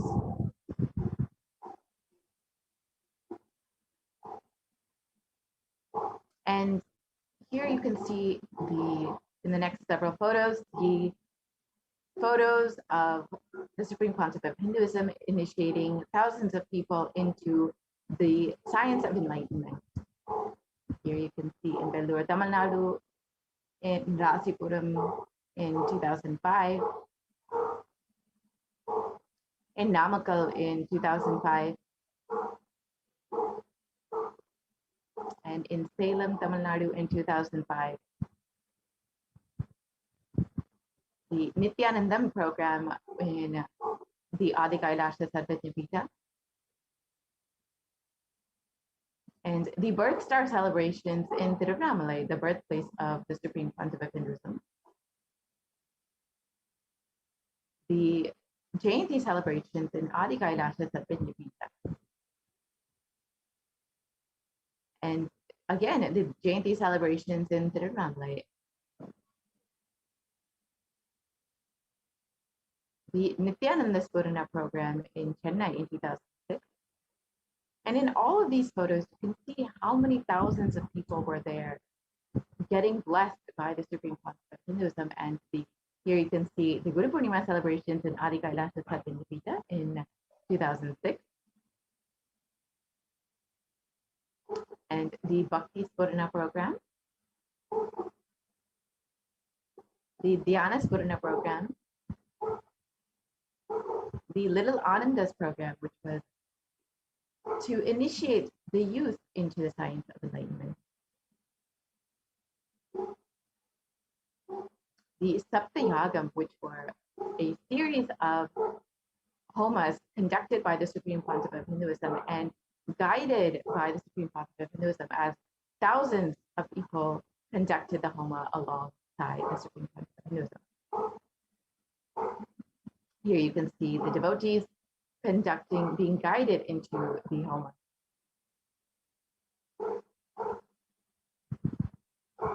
And here you can see the Supreme Concept of Hinduism itself performing the homa and blessing the people.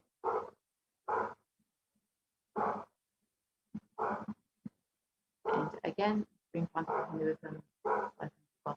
And here you can see the Nityananda Spurana program in 2006.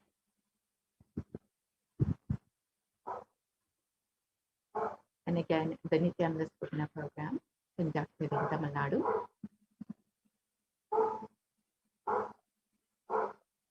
And though the Supreme Concept of Hinduism worked tirelessly over the last 26 years for the sake of reviving the science of enlightenment and, of course, to save humanity from this pralaya, the anti-Hindu elements had made it nearly impossible for the Supreme Concept of Hinduism to do the re-energizing process by driving the Supreme Concept of Hinduism out of India. So let us listen to Devi Parashakti's revelations on the solution for this, revealed on the 31st of May, 2021. இரண்டாயிரத்திருபத்திரண்டு வரை India செல்ல வேண்டாமா என்று கேட்கின்றாய். நன்றாய் தெரிந்து கொள், சொல்வதை புரிந்து கொள். இந்த பெருநரகமான கிருமி போஜனம் இந்தியாவிற்குள் வரக்கூடாது என்பதற்காக 2020 பாரதம் முழுவதும் 12 ஜோதிர்லிங்கமும் பாத யாத்திரை செய்திடவே என் மகன் மூலமாய் திட்டமிட்டிருந்தேன். படுபாவிகள் ஓடத்தின் மாலுமியை ஊர்விட்டு துரத்தினார்கள். என்ன நடக்கிறதென்று பார். முறையாக கைலாய நாட்டின் தலைவனாக நிறை மரியாதையோடு நல் மதிப்பொடு என்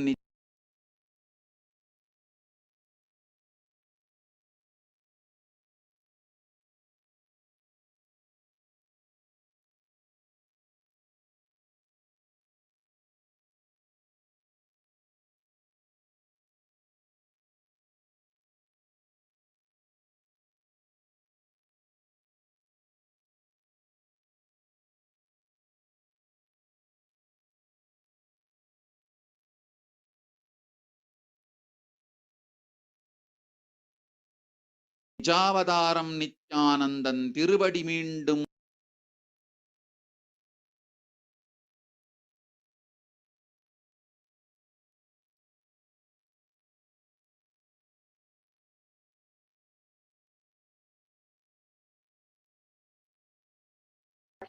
and suffering, we see what the great rishis of the Vedic times revealed as the Kali Yuga. And in the Kurma Purana, sage Vyasa revealed that the Kali Yuga is the worst of the 4 yugas, where a man will be his own worst enemy. Let us now look at the translation for that verse. This Kali Yuga is the worst of the 4 yugas in all the world. People are sinful and forget the dharma of the 4 Varnas and the 4 ashramas. In fact, men are so sinful that no prescribed penance atones for their great sins. The only place which is free from such sins is the great sacred city of Varanasi, the Mahapuri.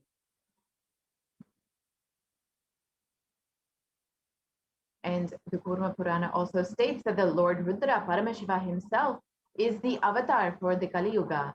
And the translation of the verse, Brahma is the presiding divinity of, or Devata, for the Krita Yuga, the first cycle of time. And in the Treta Yuga, the second cycle of time, it is Bhagavan Ravi. And in the Dvapara Yuga, the third cycle of time, the presiding divinity is Vishnu. And in the Kali Yuga, the fourth cycle of time, the current age, the presiding divinity is the avatar Lord Rudra, Lord Maheshwara, Mahasadashiva himself.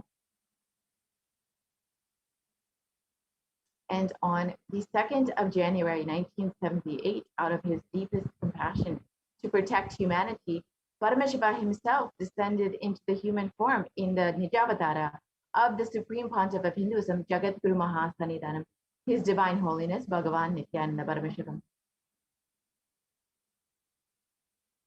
And if Paramashiva had waited even one more year, if the Supreme Pontiff of Hinduism had waited one more year to take the body, it would have been too late.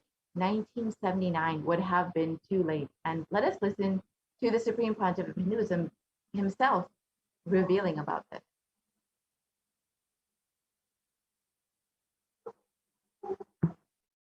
And I tell you, O Hindus, don't be afraid. I am back with the same signs. We are going to be rich.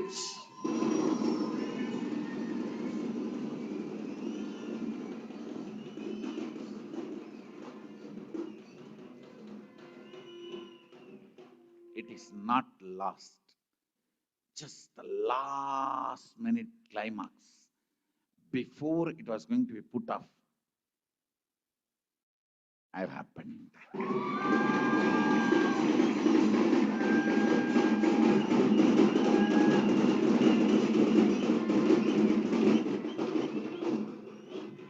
(1979) would have been late. 1979 would have been late. If I had time, I would have sent only ambassadors. Because no time, I have to get up and come directly.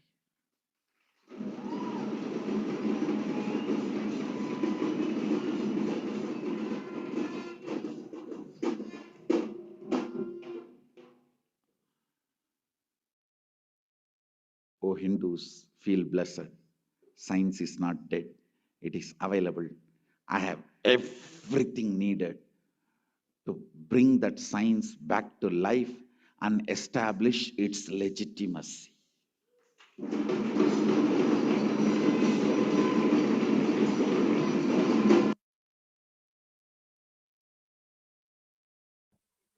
And the Avatar's advent on the planet Earth was to protect the world from this great cosmic deluge, to bring them to the new age, the Satya Yuga.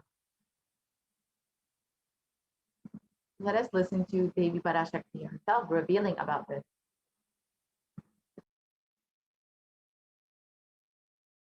ஓம் ஓம் உலக மக்களே கேளுங்கள். கலி முற்றி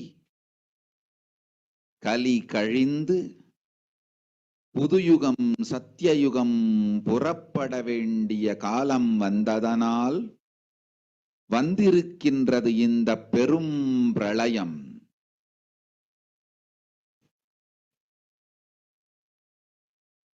கவலை வேண்டாம்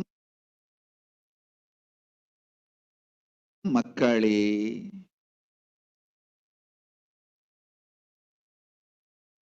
நித்யானந்தன் வடிவம் தாங்கி நாமே இங்கு வந்திருக்கின்றோம். நித்யயுகம் செய்வோம், நித்யயுகம் சத்யயுகமாய் மலரும் இங்கு. ஆனந்தமாக இருங்கள்.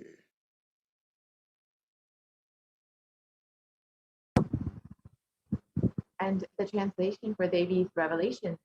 People of the world, listen. Kali Yuga has matured, and over time, it has come for Satya Yuga to happen. So this great pralaya has come. Don't worry, people. In the form of Nityananda, I myself have come. I will make Nitya Yuga. Nitya Yuga will blossom as Satya Yuga. be blissful. For this huge Hell Kirimi Bojanam not to come to India, 2020 I had planned to do the Padayatra throughout India in the 12 Jyotirlingas through my son Swamiji. And in order to prepare for this, the avatar began the Padayatra at the mere age of 10. And the Supreme Pontiff of Hinduism began enriching people one person at a time with the truths from the sacred scriptures and the secrets of higher living. And even as the Supreme Pontiff of Hinduism was just 14, 15 years old, all of his classmates recall the yatra where the Supreme Pontiff of Hinduism led them from Guriyatam, Tamil Nadu to Tirunelveli, his birthplace, and a huge spiritual pilgrimage site.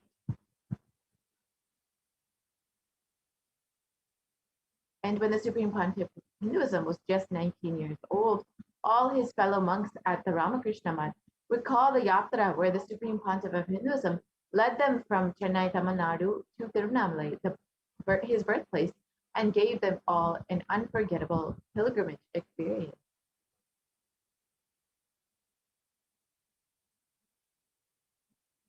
And the Supreme Pontiff of Hinduism continued walking the length and breadth of India, reaching more and more people and preparing each one until the Supreme Pontiff of Hinduism founded the international mission, the Nityananda Sangha, to revive Kailasa internationally on the 31st of December, 1999.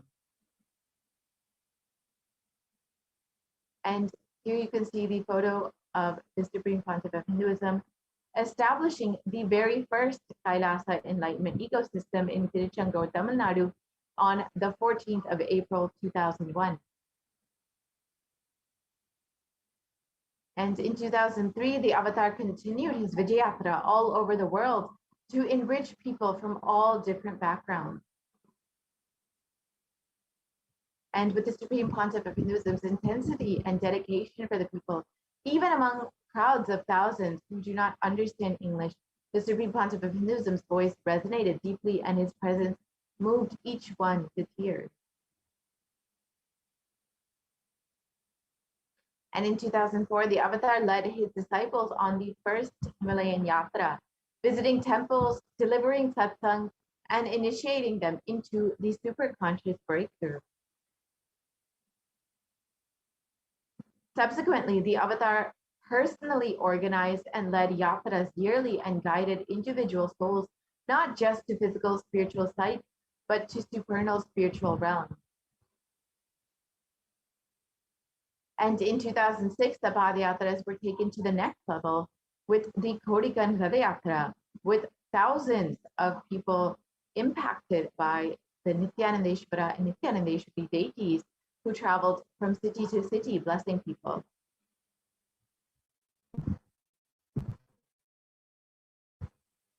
And here is a short clip of the Kodikan Radayatra and the Supreme Pontiff of Hinduism blessing the masses with the science of enlightenment.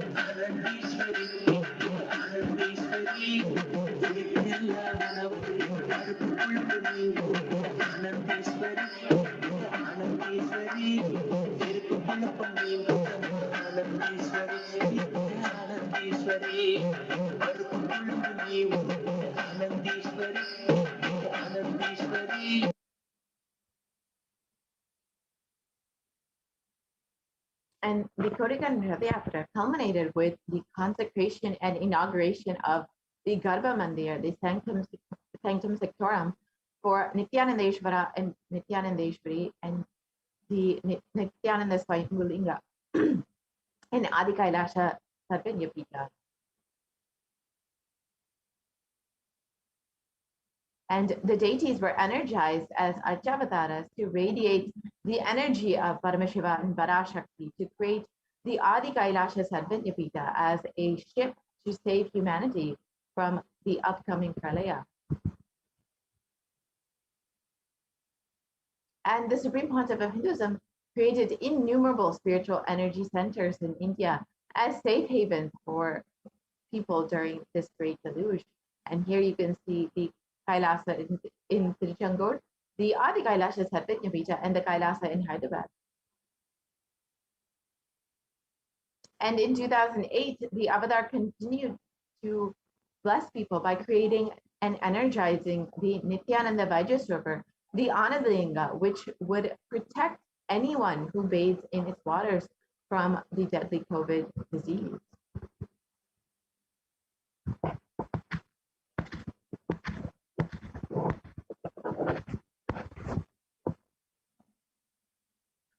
And in 2009, the Avatar held another Kodikan Rathayatra and garnered international attention, creating a movement where lakhs of Hindus were once again embracing Hinduism.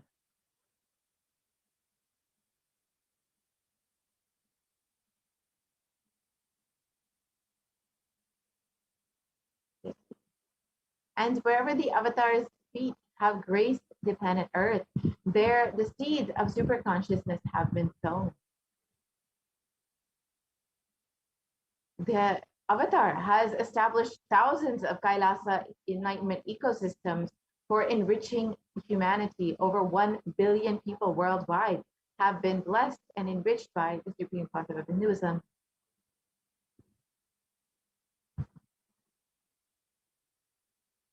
And some of the Sarvanyapithas established and some of the enlightenment ecosystems established by the Supreme Pontiff of Hinduism include Kailasa and Erode in the Adi Nityananda Pita, the Adi Kailasha Sarvanyapita in Bangalore, Tirupati, and the Kailasa in Tiruvannamalai, the Kailasa in Columbus,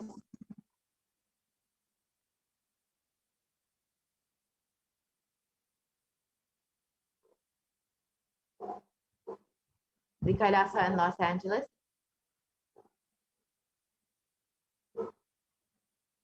the Kailasa in Seattle, in San Jose. And more photos of Kailasa in San Jose, the Kailasa in Seattle,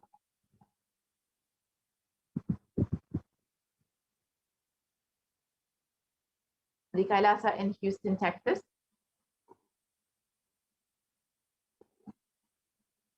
the Kailasa in Charlotte, North Carolina, the Kailasa in New York, the Kailasa in Washington, D.C., the Kailasa in Toronto, Canada,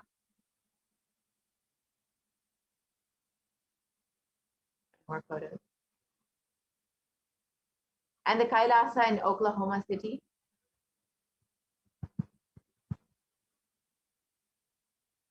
the Kailasa in Phoenix, Arizona,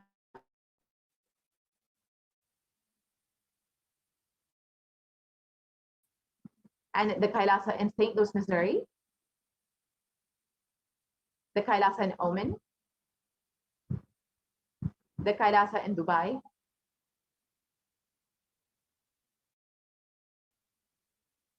the Kailasa in London, the Kailasa in Scotland, the Kailasa in Netherlands, the Kailasa in Slovakia, the Kailasa in Belgium,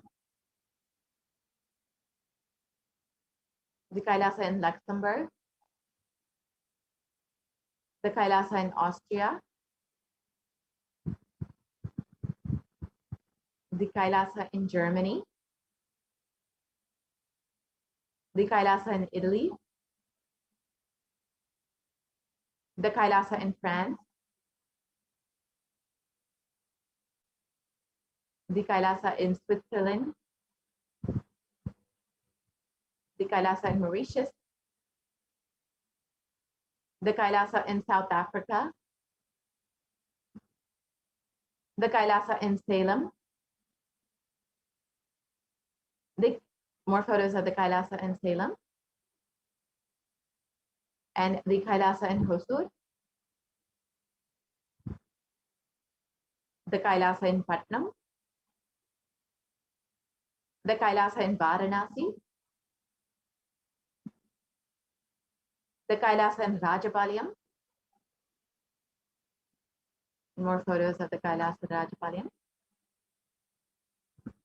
the Kailasa in Hyderabad, the Kailasa in Kerala, the Kailasa in Gujarat, the Yogi Saripija, the Kailasa in Tiruvanmiyur, the Kailasa in Alankulam, the Kailasa in Chennai, Tambaram, the Kailasa in Avadi, Chennai, the more photos of the Kailasa in Chennai, and the Kailasa in Melbourne, Australia, the Kailasa in New Zealand, the Kailasa in Singapore, the Kailasa in Kuala Lumpur, the Kailasa in Guadeloupe, South America. And to ensure humanity survives this pralaya, the Supreme Pontiff of Hinduism created the sovereign order of Kailasa with thousands of sannyasis with no discrimination against caste, creed, and religion. And the Supreme Pontiff of Hinduism created all of these enlightenment ecosystems as well for the sake of protecting people, to guide them through this pralaya and to ensure that each person is protected during this time and is blessed with the guidance of the Supreme Pontiff of Hinduism. And the Supreme Pontiff of Hinduism has been continuously guiding people, blessing people, answering everyone's questions, prayers, and giving all kinds of boons through the PARASHAKTI Akashic readings. And we have been blessed to continuously be in the presence of Devi herself during this pralaya and during this pandemic. So if you would like to offer your gratitude to Devi PARASHAKTI for all of her guidance and blessings, you can stay tuned for this next segment where we will understand some of the offerings that we can make to Devi PARASHAKTI. So with this, we will be concluding this segment and we will be right back after a very quick break.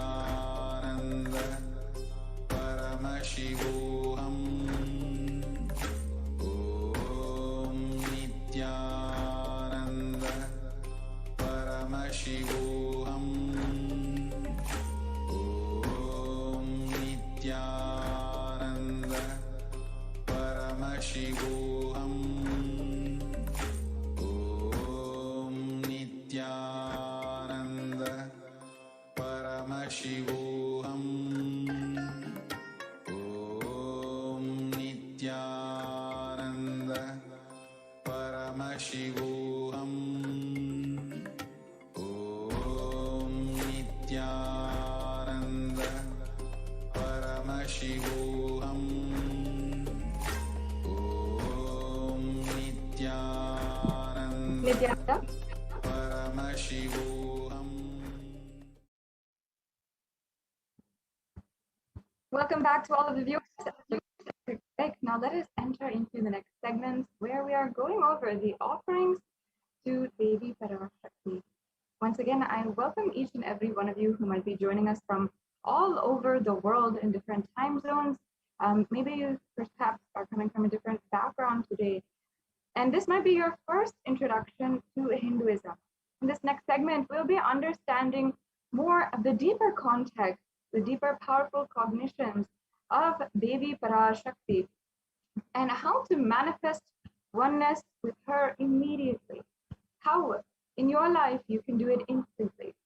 Perhaps you might have gone this far in the program and come this far and still you might not be convinced fully that Devi PARASHAKTI can really manifest what you want in your life and your reality as you want it. And if you are in that category, if you feel that way, then I can assure you that understanding the deeper context, the deeper powerful cognitions can do so much in making a breakthrough happen inside of you. Our world as we know it is based on only what we understand. It is not about what we experience or even what we think or act. It is about what we believe, what we cognize. So a powerful cognition can never go underestimated. And ultimately, that is what we are manifesting in these ritualistic sevas, in these beautiful different offerings that we have available for you today. You will be able to make an offering and instantly manifest the reality which you want with the grace of Devi PARASHAKTI. Now, an offering is a giving of a divine gift of pure love, devotion, and oneness. And it consists of two parts, giving and accepting. And only when the divine accepts what you offer, the offering becomes complete. Offering is not made out of fear or greed. That is one of the fundamental aspects of these offerings that you should remember throughout. When the avatar lands, the Nijavatar has made himself available, and Devi PARASHAKTI is manifesting. These offerings are purely a part of the grand Leela played out for the sake of enlightenment of you and the whole humanity. Now, before we're entering into this segment, let us first chant, remember the grace, the beauty, the description of Devi PARASHAKTI with the Dhyana Shloka of Manonmani from the Moolagama. Indunivabeda karavahni nayanam syat pankajavaraabhaya japaksha sarayuktam angahima bhushana vichitra vasanam syat tunga mukutodvala manonmani swarupam. And the English translation. Moon-like face holding the Vedas on hand, fire in eyes with lotus flower gracing and blessing hand. One hand with the Japamala, beautifully decorated with jeweled ornaments and the wonderful clothes and shining bright crown. Her name is Manonmani.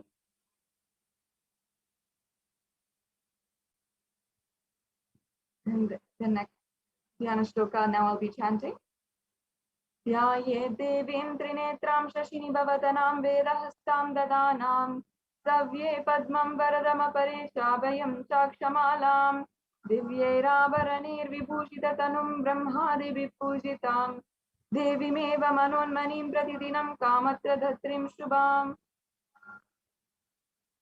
Once again, the English translation here says, I meditate on Devi with three eyes glowing like the moon and holding the Vedas, lotus and gracing with blessing and gracing hands.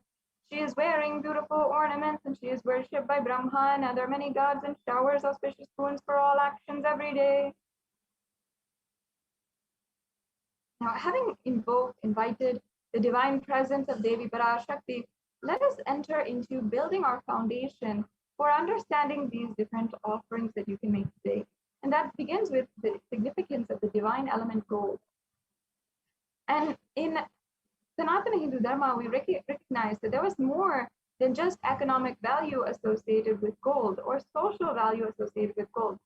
And in fact, in the Atharva Veda, here it says, we have the verse which refers to gold. It says, triply born by birth is this gold. From the atoms of Agni, if it becomes dearest to Agni, one fell away from Soma when it was heard. One they called the seed of virtuous and powerful Apaha. Let that triple gold be for your long life. Now, in our society, we understand that gold has an economic value, it has a social value. Economic meaning that it has money associated with it, it has a currency associated with it, and it has social value because the highest awards that we give is the gold medal or the gold level. That is the highest level that you can achieve in most circumstances. And while this is true, even in our relationship, we place value by giving gold gifts. And for our loved ones on Mother's Day or on Father's Day, for our loved ones on marriage anniversaries, and any gifts we offer is often in gold, gold jewelry, gold watch, gold, everything is given as a gift. And that is the social value that we place on gold. However, we miss deeply the sacred value that is associated with gold. It is a sacred, most deep sentiment that gold has, and it has powers that are way beyond what you and I can even fathom in our logic. Gold is, in Sanatana Hindu Dharma, considered the divine element. It is an element that can purify the very being itself, the very consciousness, and it can hold enlightenment energy, it can heal anything.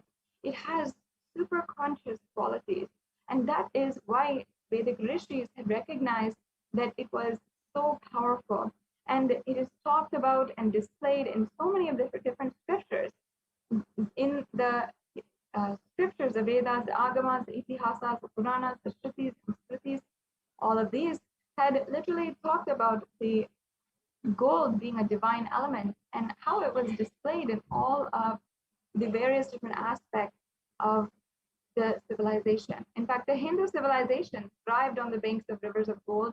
The Indus River was called the Hiranyamaya, the river of gold in the Rig Veda, and the river Saraswati was called the Hiranyavartani in the Atharva Veda.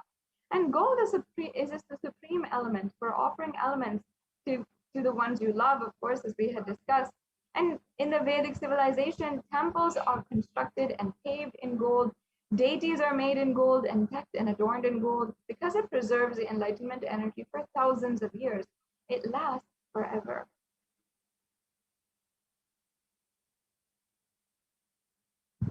So having thus understood the foundation of the various different offerings that we're going to make, which is the significance of gold, you'll see that many of the offerings that we are talking about today are in gold, and each of them have different significances.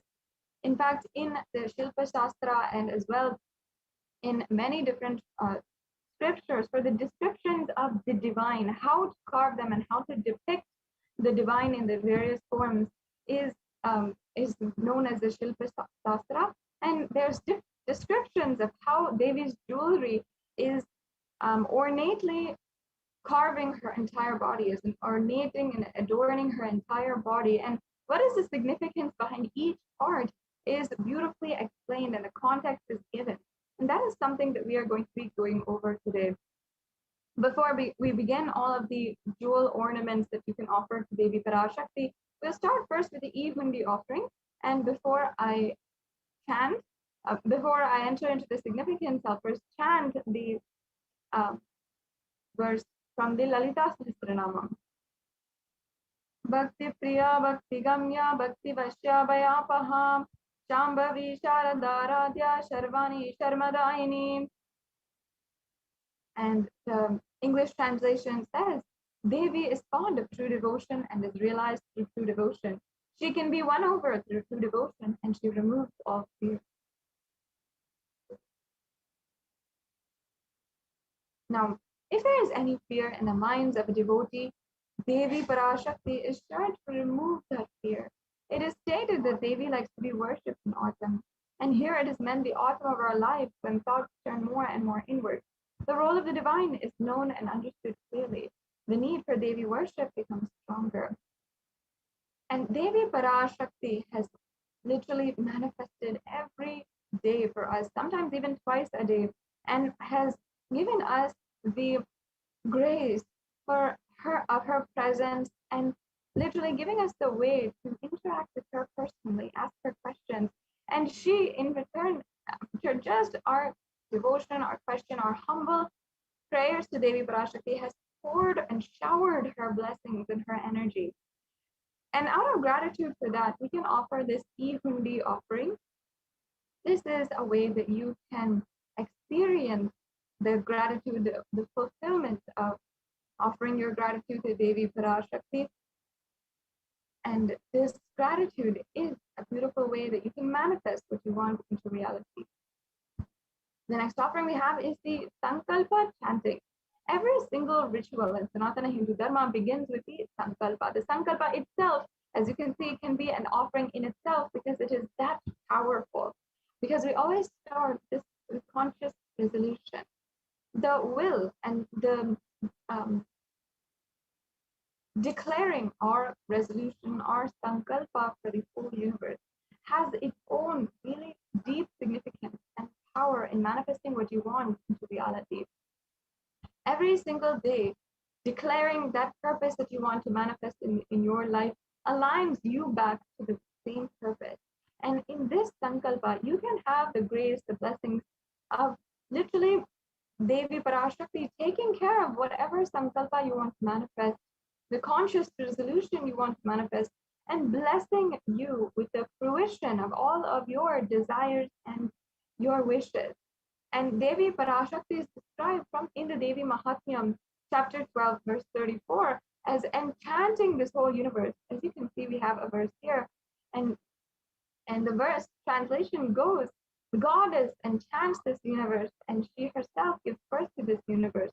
That goddess, being praised without interest in anything, gives the knowledge that leads to salvation and gives wealth in the materialistic sense.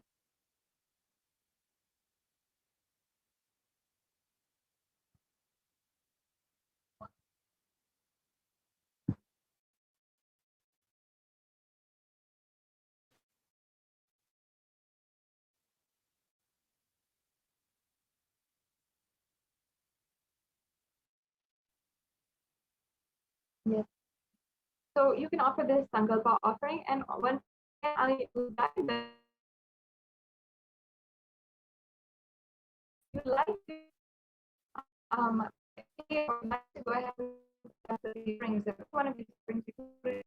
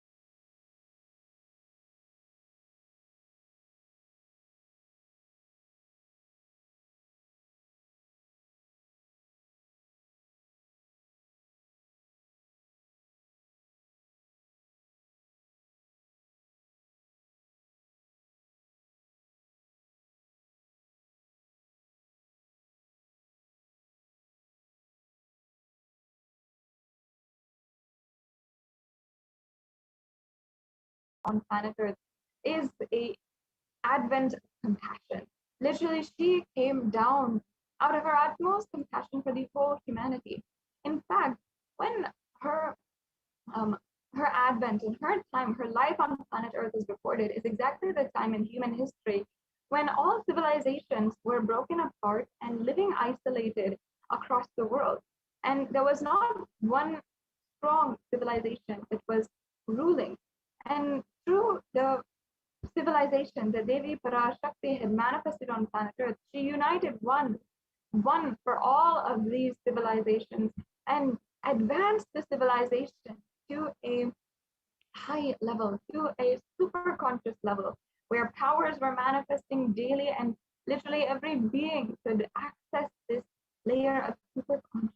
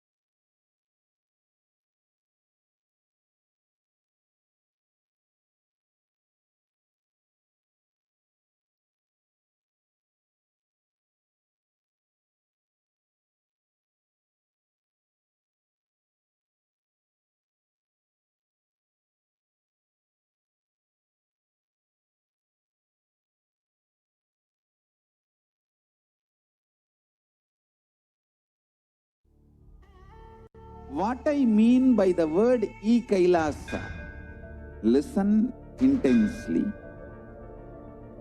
Enlightenment ecosystem, literally enlightenment itself, in your own home, wherever you are.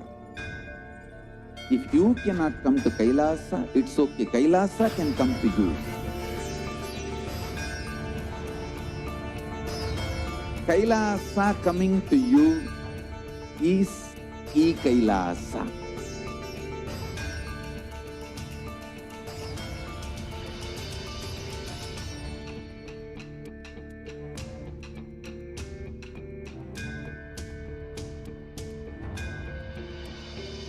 I will revive Hinduism. I am a Hindu revivalist, not by any revolution, but by evolution.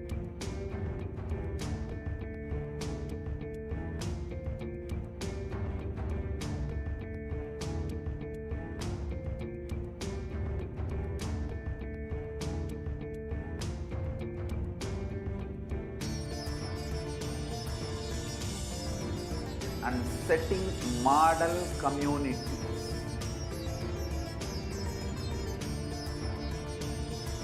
Kailasas, enlightenment ecosystems, Sarvanya Pitas all over the world.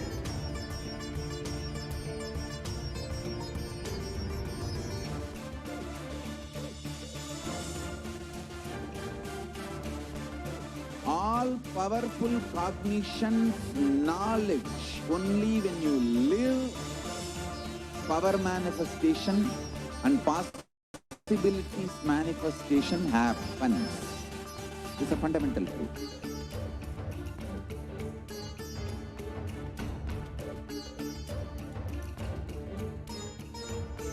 Hinduism cannot live exclusively as one sampradaya. No. all sampradayas of Hinduism is an ecosystem.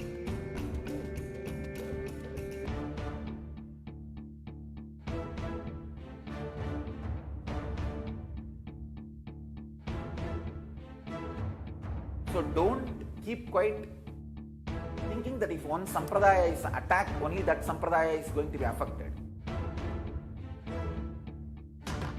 All of us are ecosystem.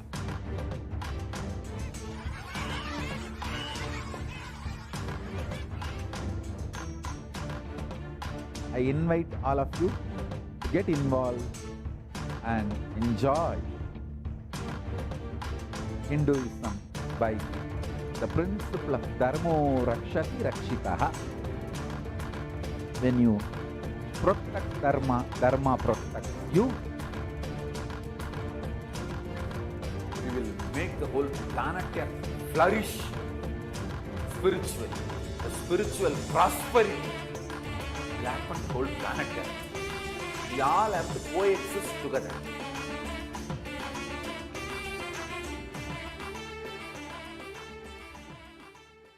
Just be alive for next 3 years. Don't die within next 3 years.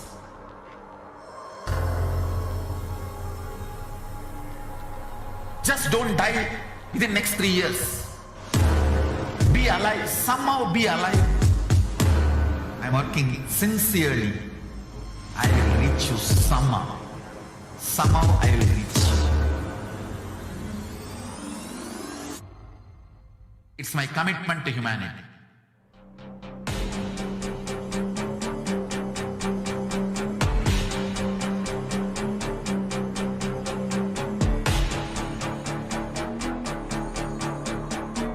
Just don't die within next 3 years.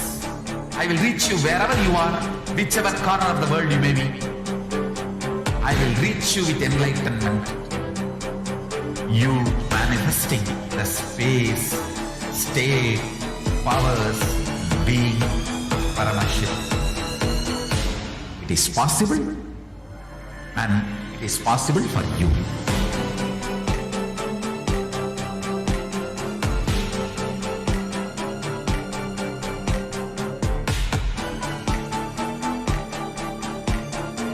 Paramashiva will reach you with enlightenment science. I know he is going to do the job. Just be alive for next 3 years. Nothing else.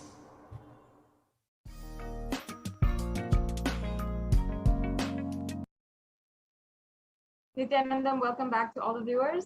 Sorry for that technical glitch on our side. Thank you for staying tuned with us. Let's now enter into the next offering. We have the Swarna Padma Pushpa.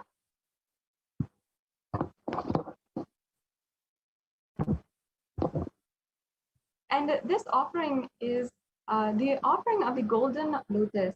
And it says that in the Kamigagama, all the kalashas should be wound around with suitable thread and covered cloth. They should be adorned with a lotus flower made of gold.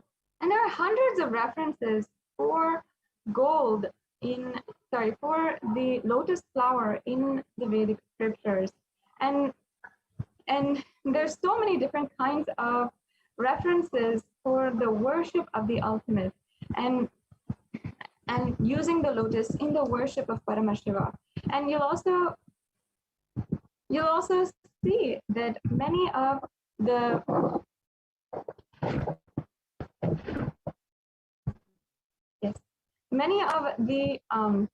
different arts and architecture, even the science of consciousness, the representation of the various chakras inside of our body are all represented by a lotus. That's because lotus is considered as a divine flower in Sanatana Hindu Dharma. Even the Shakti of Paramashiva is called a lotus. The base of the Paramashiva Linga is a lotus, and the disciple of Paramashiva is considered as a lotus, which is about to bloom. So there's so many different references for lotus because lotus has so much of different significances. And you can offer this golden lotus in any size you wish and be blessed to have the state, space, powers, and being of Devi in your inner space amidst any and every adverse situation in life.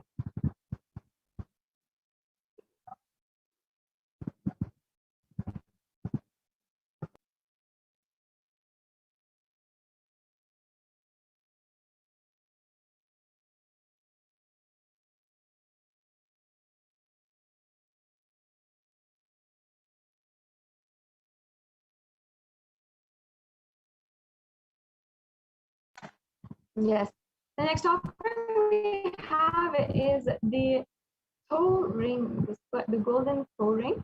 And in popular culture nowadays, it's very fashionable to wear the golden toe ring.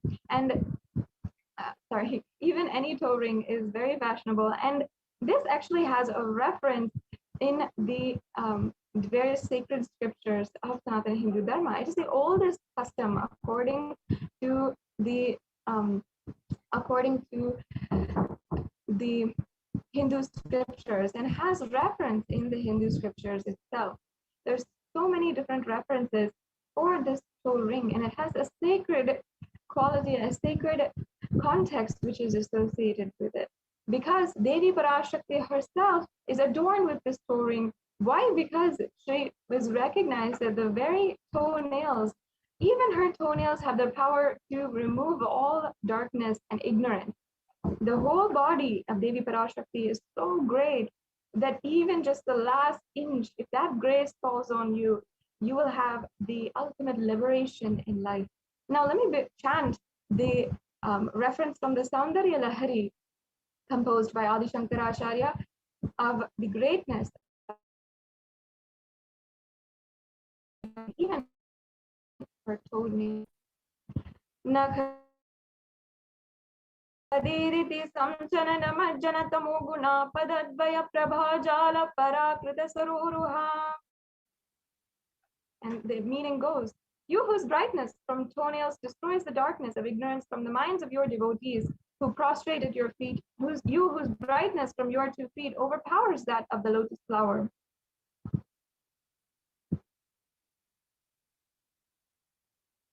Now you can offer this golden toe ring to be in the constant gratitude for receiving her blessings, even in the most difficult aspects of your life. And the next offering we have is the Swarna Mantika, and this is referenced from the different verses on Devi PARASHAKTI as well, where she is described as Shuddha Sarabi Varshani, where it says, she who makes the nectar flow in all of our nerves from the Sahasrara, she who gives a very pleasant experience of the divine. And the Mantika represents the nectar flowing from the Sahasrara chakra, which is fully open. And like as I said, the Sahasrara chakra is the chakra at the top of the head, which is represented by the 1,000-petaled lotus. When that blooms, the nectar overflows from it. That is a representation of the bliss that comes from the enlightenment experience which the cosmos bestows on you. And in this verse, you can understand that Devi PARASHAKTI will simply give you the blessings to achieve the blissful state of overflowing gratitude and the space of complete completion with this offering of the Mantika. The next offering we have is a Pratyaksha Pada Puja. Once again, this is an elaborate offering of the to the Guru Padukas, and whether it is Adi Shankaracharya who composed the very Guru Paduka Stotram, or in the Guru Gita from Paramashiva himself, the primordial Hindu divinity, speaking on the greatness of the Guru and the Guru Paduka, or even in the modern day, the great incarnation Sri Sathya Sai Baba, who sung the words Manasa Bhajare Guru Charanam, and even until today, the incarnation of Paramashiva, the supreme pontiff of Hinduism, has given us the Guru Tattva and the Guru disciple relationship as a gift for us to achieve the ultimate. The Guru has so much of significance from the time immemorial, from Paramashiva himself in Sanatana Hindu Dharma, and the principle of the Guru disciple relationship cannot be underestimated. So you can offer this Pratyaksha Pada Puja, And you'll have several different opportunities to offer this Pratyaksha Pada Puja as well in upcoming events, and you'll be able to directly offer at the feet of the Supreme Pontiff of Hinduism.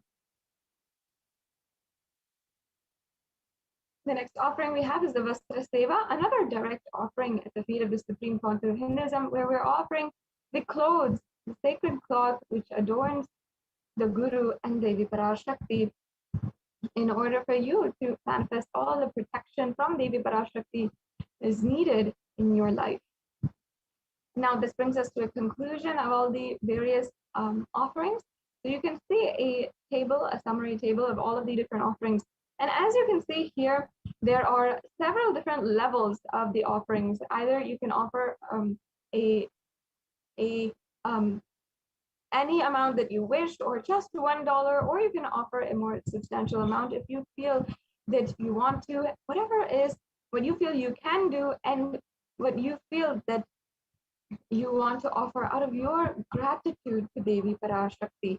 That's ultimately why we are making these offerings, and there is no amount of fear or greed in these kinds of offerings. They're simply a way that you can offer your gratitude.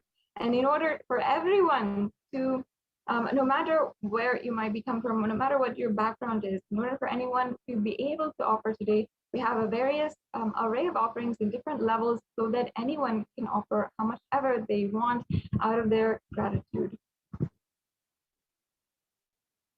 And now let us enter into briefly, before coming to a conclusion of this segment, the three-stage process for making a payment and making an offering. So first, the preliminary stage we have is if you're interested in making any of these offerings now or at a future time, but perhaps you might not have the time now, you might not have the money, or you might feel that this is not the right time, whatever it is, you still want to manifest in some way, in some form. One of these offerings has piqued your interest, has ignited the yearning inside of you for the experience of the divine. You can register at tiny.cc/bhavasamadhi and ensure that you're making your sankalpa, your intention to offer today. And this is a very, very powerful way to start off making the offering. The next stage you have is if you're ready to make the payment. If you're ready to make an online payment, then you can go to tiny.cc/devi-offerings and make a payment today. And it's a very quick three-stage process in order for you to select the payment, the offering that you want, and then proceed for the next steps in order to fill out your billing details, your payment info, and complete the payment. The last stage finally is ensuring that you have filled out the details for the puja, and you just have to fill out a Sankalpa 2021 form in order to submit your names and the names of the people on behalf of whom you are offering this puja today. So that is the last stage of this very quick and easy payment process so that you can make an offering towards Devi PARASHAKTI out of your gratitude immediately today and manifest the reality that you want. So this brings us to a conclusion of this segment in today's program. I thank you all for joining with me in being able to share with you some of these offerings that you can do, and you can ensure that you are making any one of these offerings. And we'll now be coming to a conclusion of this segment, and we'll be going on to the next segment after a quick break.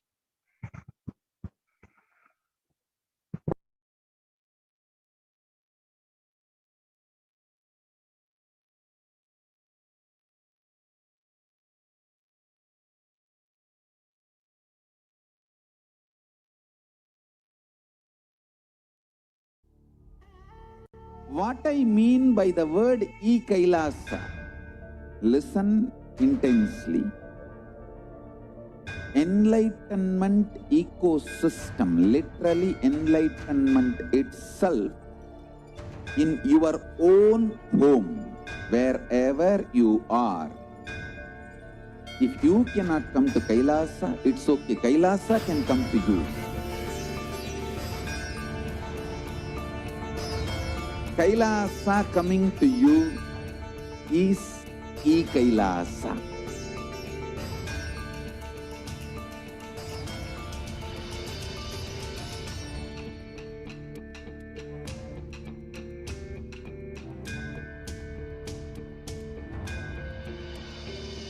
I will revive Hinduism.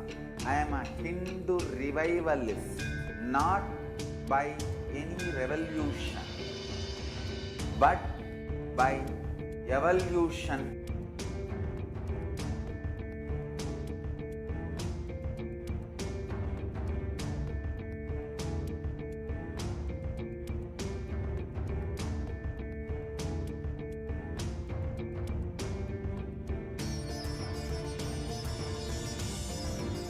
And setting model communities.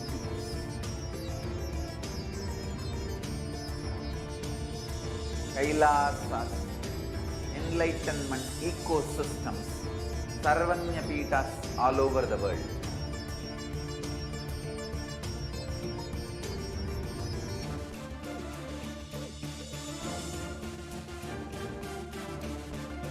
All powerful cognition, knowledge, only when you live, power manifestation and possibilities manifestation happens. It's a fundamental truth.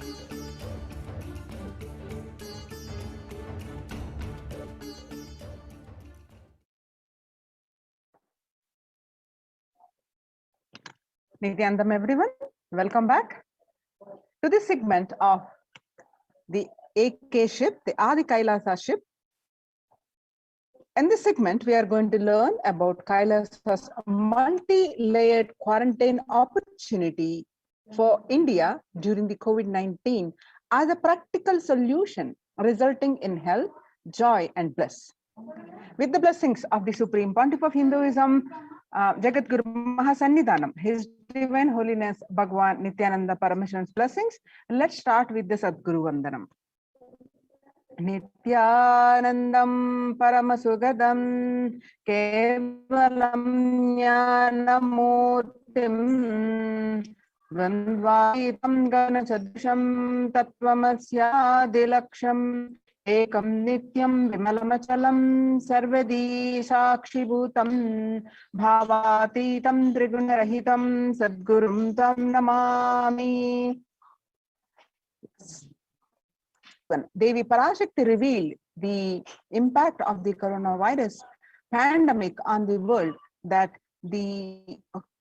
across the world, there's the huge effect on the mental health of the one and all, especially majority of the people, especially on the young adults.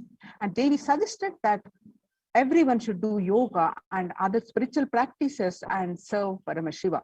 So, and Supreme Pontiff of Hinduism also on various satsangs stressed the importance of doing yoga and the spiritual practices and how they these practices helping in combating the pandemic, and how the Supreme Pontiff of Hinduism established the temple-based ecosystems and successfully implemented the systems, the protective care units.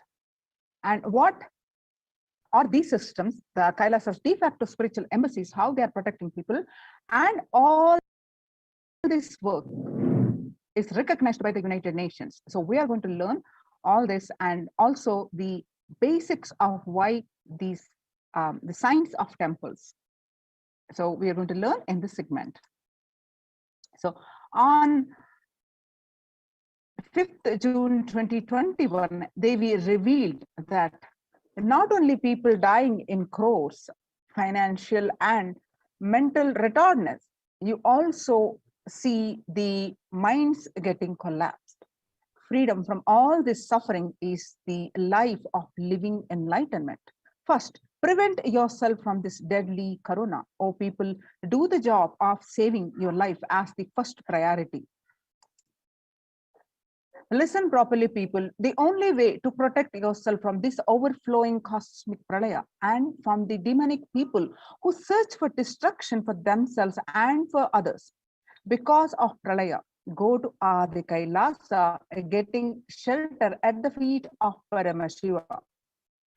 Save yourself from corona and death. economic crisis, and mental collapse that is formed because of Corona, save yourself and move towards the living enlightenment. Move towards Paramashiva, Parampurul, doing yoga and tapas. Doing seva to all the devotees of Paramashiva and live a good life. Just for that, I have opened the doors of Adi Kailasa and all those in the universe, not only human beings, as even siddhas, jnanis, and yogis have come and are doing the penance in Adi Kailasa. For everyone who come, goodness, prosperity, jnanam, and yogam will overflow. Do not have fear, bliss is there, and do not have worry, I will protect with goodness. Just for that, I have opened the doors of Adi Kailasa for all those in the universe, not only human beings, as even siddhas, jnanis, and yogis have come and are doing penance in Adi Kailasa. For everyone who come, goodness, prosperity, jnanam, and yogam will overflow. Do not have fear, bliss is there, and do not have worry, I will protect with goodness. Happiness is there, enlightenment is there, and do not have fear, bliss is there. I am solving sufferings, and I am the Samayapurata Kannatal who comes and helps at the right time. So these are the revelations about the mental health by Akashic readings by Devi PARASHAKTI on 5th June 2021, and the following the media articles confirming the same on about this mental health of the people, especially in young adults across the world. So there is an article, a new study on psychiatric symptoms like depression, anxiety exhibited by the COVID-19 patients. According to the new study, the neurological symptoms like depression and anxiety are also showing to be the common in those who have contracted COVID-19, even more in mild cases. According to the BMC psychology, the impact of COVID-19 on the mental health of US college students. A report by the BMC psychology submitted on June 8, 2021, the results indicate that the students closer to graduating faced increases in anxiety about 60.8% and feeling of loneliness 51.1% and depression 59.8%, and many reported worries for health of loved ones most impacted their mental health status, about 20%. And they need to take care of the family most affected current and future plans, that is 31.8%. Almost one half of the students took to exercising and other remedies. So the rates of anxiety and depression among the college students continue to soar, the researchers say. The researchers at the Dartmouth College, who have tracked the moods and behaviors of about 200 college students for 4 years, say the stress levels are their highest. The research by the Lauren Lumpkin submitted on June 10th revealed this. Dartmouth College researchers began tracking 207 students when they entered the school as freshmen in 2017 in the hopes of understanding how they behave. They have seen student stress levels rise and fall, usually in tandem with the midterm and final exams. But since the onset of the coronavirus pandemic, the rates of depression and anxiety have soared and have showed no signs of coming down, and said the Andrew Campbell, a researcher and computer science professional. According to the Psychology Today, coronavirus, the psychological trauma and PTSD event. Much has been said about the mental health crisis that occurring related to the coronavirus pandemic. Much of this information has focused on the all-consuming anxiety, panic, and fear that many are experiencing. While this is important and needs to be at the forefront of discussions, something that has not been discussed in the psychologically traumatic nature of what our nation and our world is experiencing. The increased prevalence of post-traumatic stress disorder is expected to emerge as the primary factor driving the growth of the global post-traumatic stress disorder therapeutics market over the period of assessment. What this market of PTSD, what it was in 2019 and what it's going to be in 2027, there is a raise in 11.91%. The coronavirus pandemic's impact on global mental health is already extremely concerning. United Nations reported to CNN. According to the CNN report, there is prevalence of mental distress across the globe due to the coronavirus pandemic, especially among healthcare workers and children. According to the United Nations and the World Health Organization, the impact of the pandemic on people's mental health is already extremely concerning. The World Health Organization Director, General Tedros Adhanom, said in a news release recently. CNN report said, it is now crystal clear that mental health needs to be treated as a core element of our response to and recovery from the COVID-19 pandemic, Tedros added.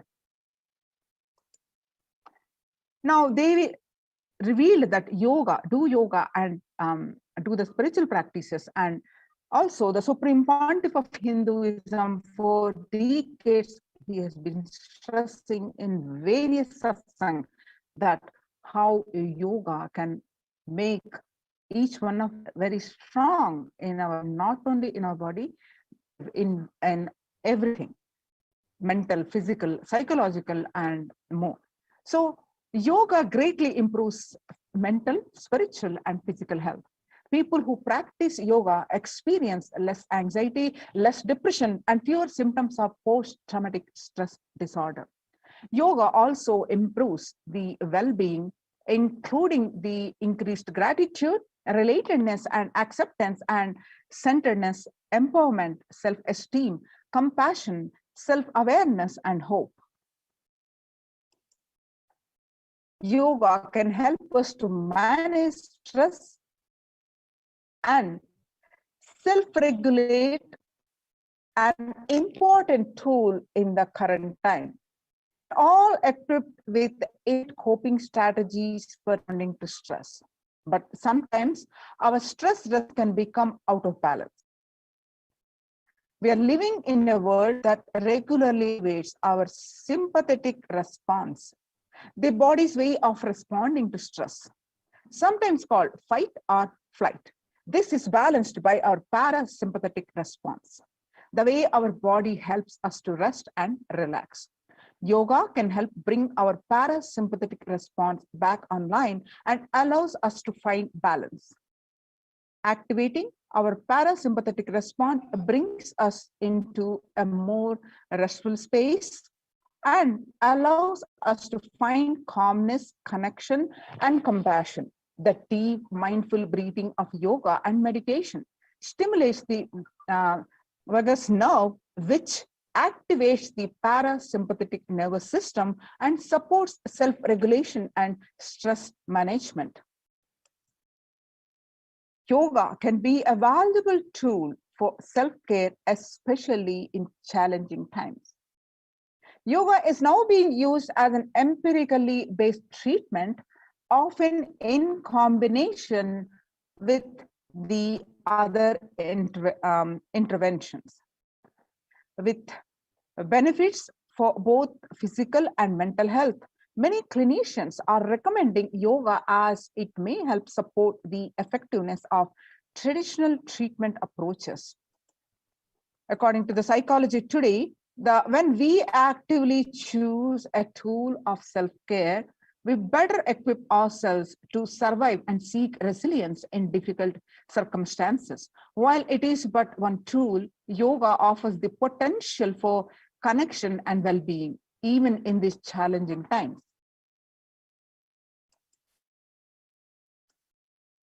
And other spiritual practices, spirituality benefits mental health.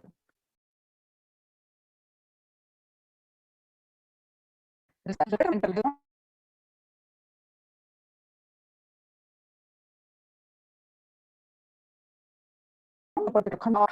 spiritually help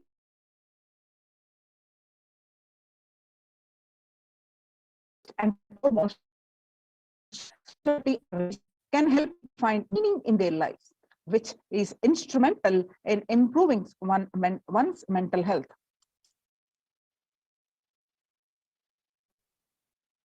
In addition to endowing meaning to your life, it has the potential to improve mental, physical, and emotional well-being as well.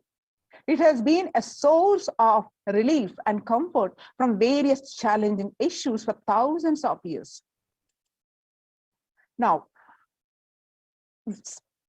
the Supreme Pontiff of Hinduism, Jagadguru Mahasannidhanam, His Divine Holiness Bhagavan Nityananda Paramashivam, has the last few years, 3 to 4 years, he has been consistently saying, build your body, and he has been training all the Kailasavashyans. In his own words, and one of the satsang, he revealed that Paramashiva is very clear. Focus on making your body alive, life alive. Mind is obsessive, compulsive reaction, and it is nothing but a bunch of unconscious reactions. Do not try to sympathize with the mind. Make your body and life alive. That is the only priority for all of you. I am talking to everyone who has a little love and sympathy for me. For all of you, take this as a guru walk. Make your body consciously strong. A gym will build muscles, make you look very nice in the outside. But only yoga and Ayurvedic lifestyle will make your body conscious and just see all over the world. All the gym bodies are just dropping dead. Only yoga will make your internal organs strong and your ability to manifest consciousness strong. Let me give you the solution from Paramashiva to protect yourself from the whole pralaya, not only from this corona. The amount of depression, mental suffering, the way the whole world is suffering, the kind of poverty happening, people losing their job, income, having the insecurity, comforts being lost so much. Just make your life extremely strong. 3 years back, I said, keep yourself alive for next 3 years. I have enough evidence that 3 years back, I trained the whole Kailasavashyans, the devotees in their own homes, and the second, Kailasavasis inside the Sangha, physically, mentally, and psychologically or consciously for quarantine lifestyle. For being active without getting mentally broken by being in one place, doing intense yoga, making the body organs strong, taking bay leaf, neem, tulsi, haritaki, churna, Ayurvedic lifestyle, a lifestyle of less food and more energy, more activism. I only told it is for an important reason. Please wake up, quarantine yourself, build your body. Don't bother about business or any other profit and anything else. This year, if you are alive, that is the greatest profit.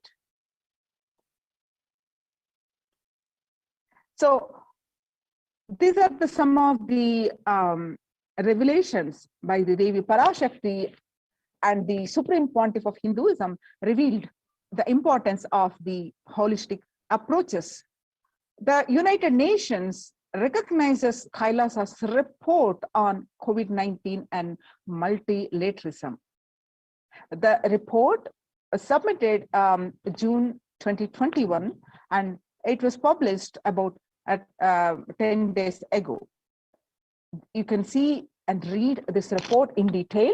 You can go to Supreme Pontiff of Hinduism's Facebook page and click on this report by the United Nations and read the complete article by yourself. You can see the screenshot I projected here.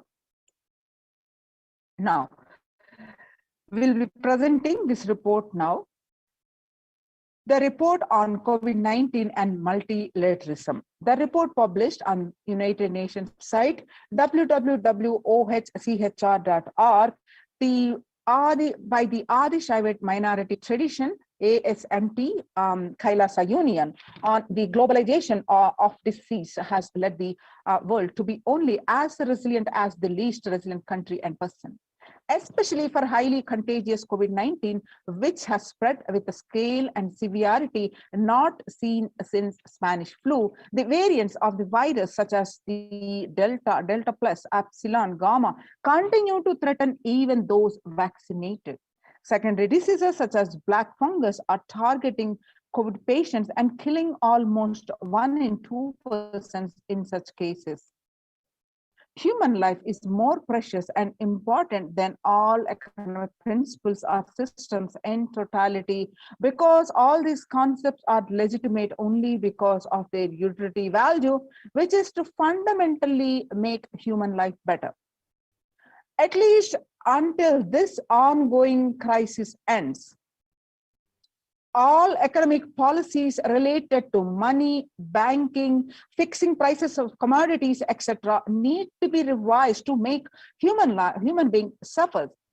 Make sure no human being suffers from hunger or the absence of required medical care. For this purpose, Kailasa has presented a detailed report on effective solutions for COVID-19 through the multilateralism that was published in the United Nations on their website www.ohchr.org. The earlier reports recognized by the United Nations are a report on the rights of indigenous women and girls and the report on femicide. A report by the Adi Shaivite Minority Tradition, ASMT, Hindu Community Kailas Union, submitted in the month of June 2021, was published about a week ago.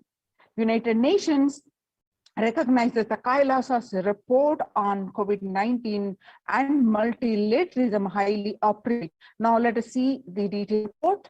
The introduction. What are the key obstacles we are facing, which are presented in the report? First, the globalization of disease has led the world to be only as resilient as the least resilient country and person, especially for highly contagious COVID-19, which has spread the scale and severity not seen since Spanish flu. The variants of the virus, such as the Delta, Delta plus, and Epsilon, Gamma, continue to threaten even those vaccinated. Secondary diseases, such as black fungus, are targeting COVID patients and killing almost 1 in 2 persons in such cases. Second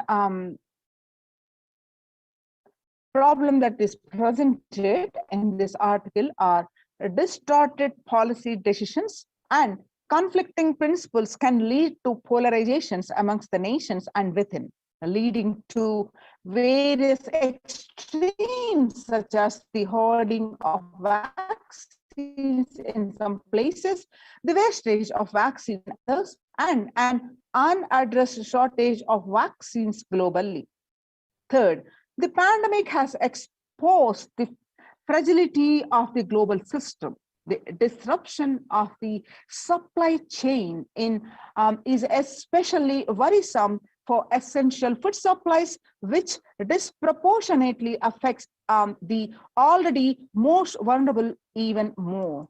Fourth problem that is presented in this article to the United Nations is lockdowns have brought the global economy into crisis, bringing recessions and worsening the unemployment rates.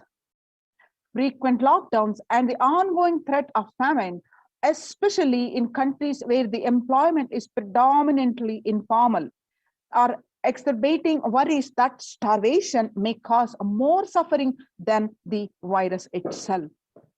Far from the SDG 2.0 hunger, the number is now predicted to come close to 1 billion.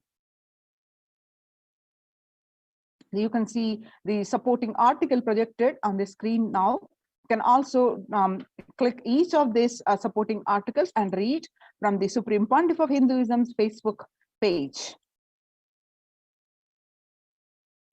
Now, what are the solutions suggested by the ASMT minority community, Hindu Kailasa Union? The solutions, the first solution is revised economic policies. Human life is more precious and important than any economic principles or systems in totality, because all these concepts are legitimate only because of their utility value, which is to fundamentally make human life better. At least until this ongoing crisis ends, all economic policies related to money, banking, fixing prices of commodities, etc., need to be revised to make sure no human being suffers from hunger or the absence of required medical care. As per the Hindu principles, the world, including the economy, evolves through 5 phases. First, creation or growth. Second, sustenance or stagnation. Third, recession or revitalization. And fourth, reinvention. And fifth, a breakthrough. As per Hinduism, conventional economic growth is observed when best practices are applied diligently. However, during times of crisis, lead us to the 4th and 5th phases, wherein the need to reinvent and deliver a breakthrough becomes both a survival need and an opportunity to surpass any means and measures of conventional economic growth. According to the Keynesians, increased public expenditure during the Great Depression of 1929 improved economy. However, the government never completely gave up trying to balance the budget, which resulted in it never spending enough to bring the economy out of recession until the Second World War. Secondly, similarly, the current crisis requires governments to temporarily discard trying to balance economic interests that compromise quarantine safety and put human life at risk, rather reinvent their economic strategies and multilateral coordination for benefiting during the subsequent breakthrough period after the end of the crisis.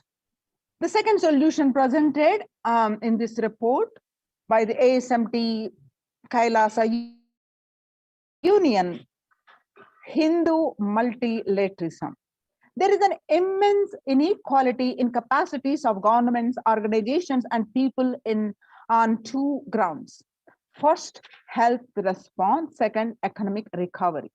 Surviving the highly contagious COVID-19, where the world is only as resilient as the least resilient country and person, requires governments, organizations, and people collectively address the crisis.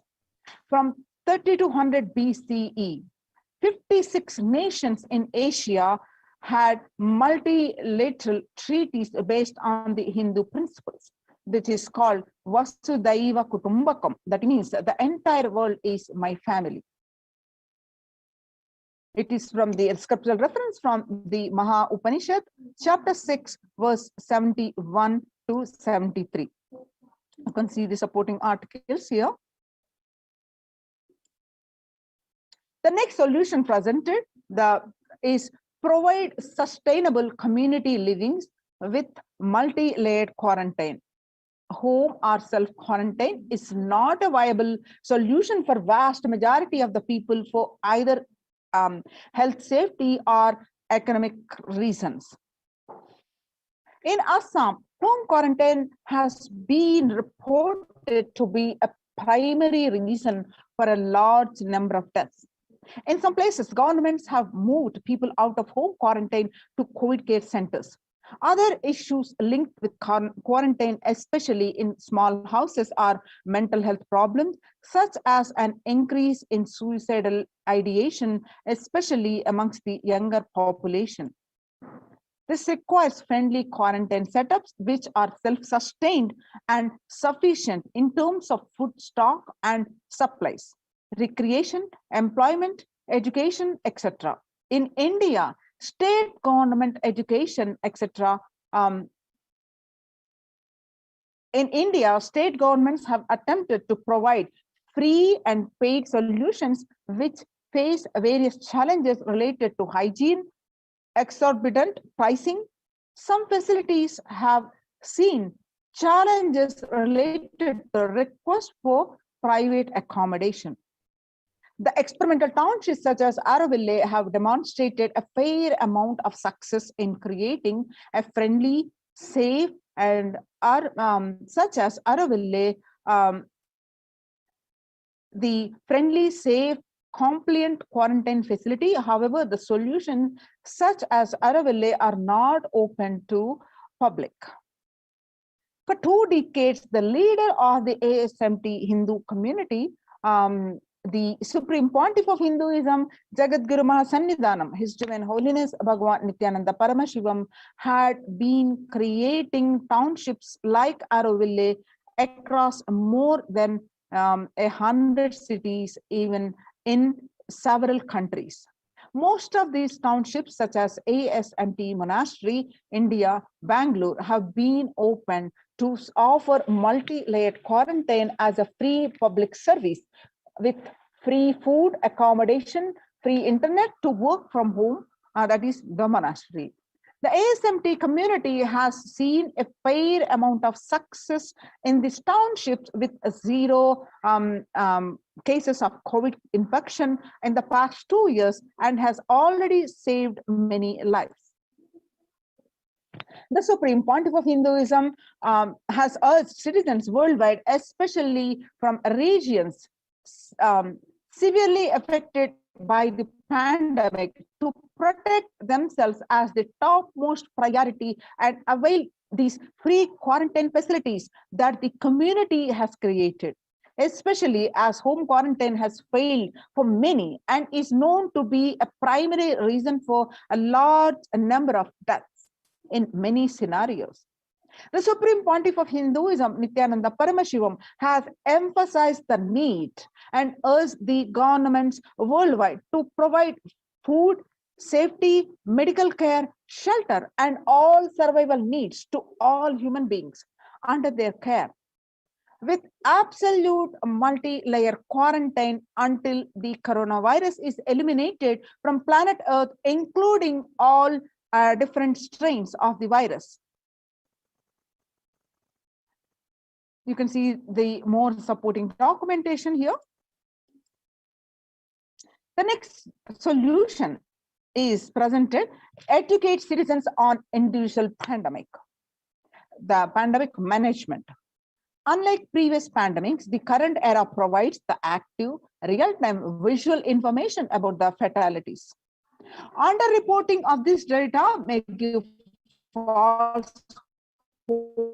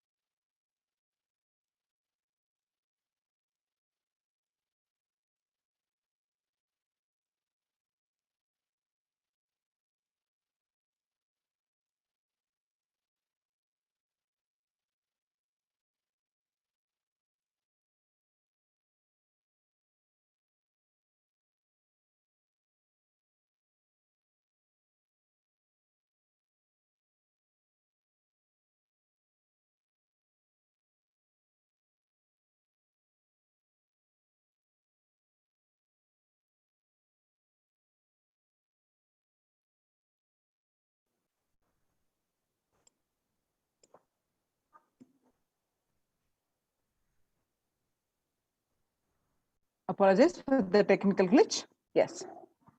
Proper education is extremely crucial as it will dramatically reduce the number of deaths and reduce the challenge on the healthcare systems. Alcohol-related deaths have hit a record high during this pandemic. And long post-on liquor lines are some extremely worrisome issues regarding which people need to be educated as a top priority. People need to be given confidence in their life and security about their future for them to stop behaving recklessly and fall into depression and commit suicide.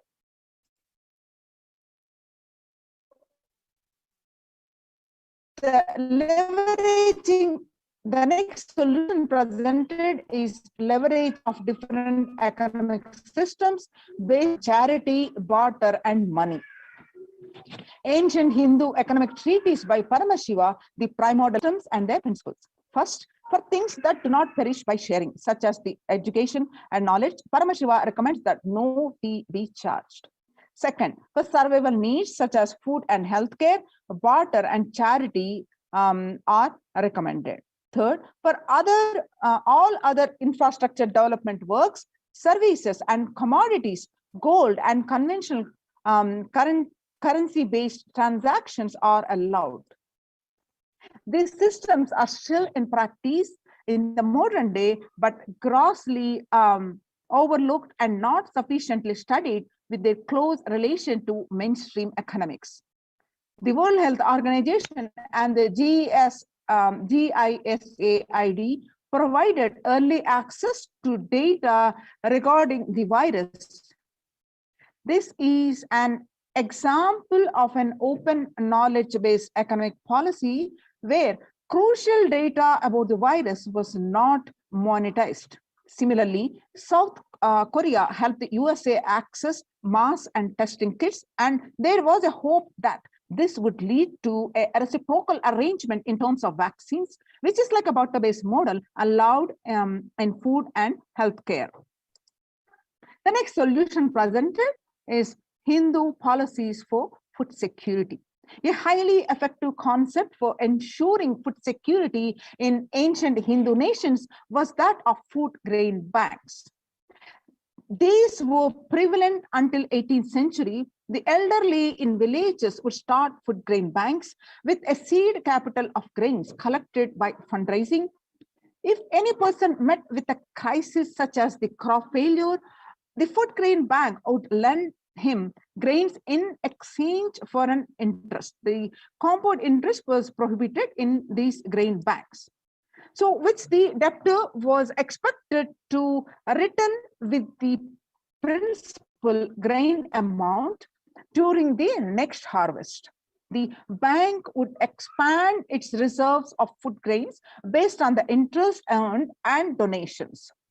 At the time of severe crisis such as famine, the entire village would be able to withdraw these grains. And if required, all such grain loans would be written off on humanitarian grounds. The next solution presented are in Hindu temples, food is shared for free as policy.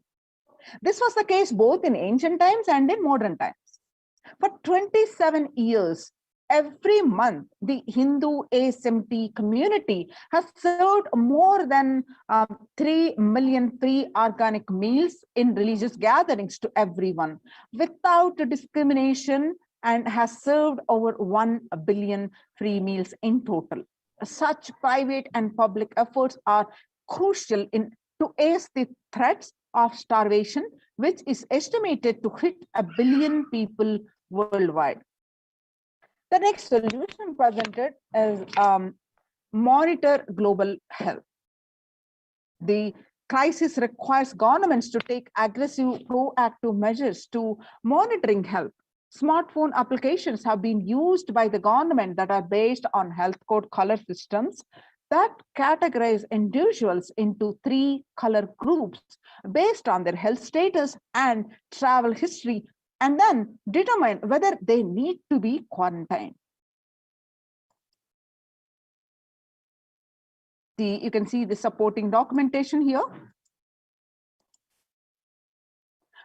Though they were privacy-related concerns associated with these approaches, some of these measures, such as agile daily reporting systems for accounting of newly suspected, diagnosed, and asymptomatic cases, number of deaths, and generating area-wide statistics have played an important role in proactively responding to curb the spread of the disease and are being considered for the implementation by various countries.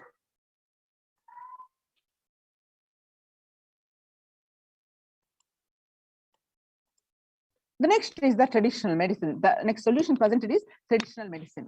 In Hinduism, nature and planet Earth are respected as living mother energies capable of providing us with all our survival needs, that is food, medicines, etc.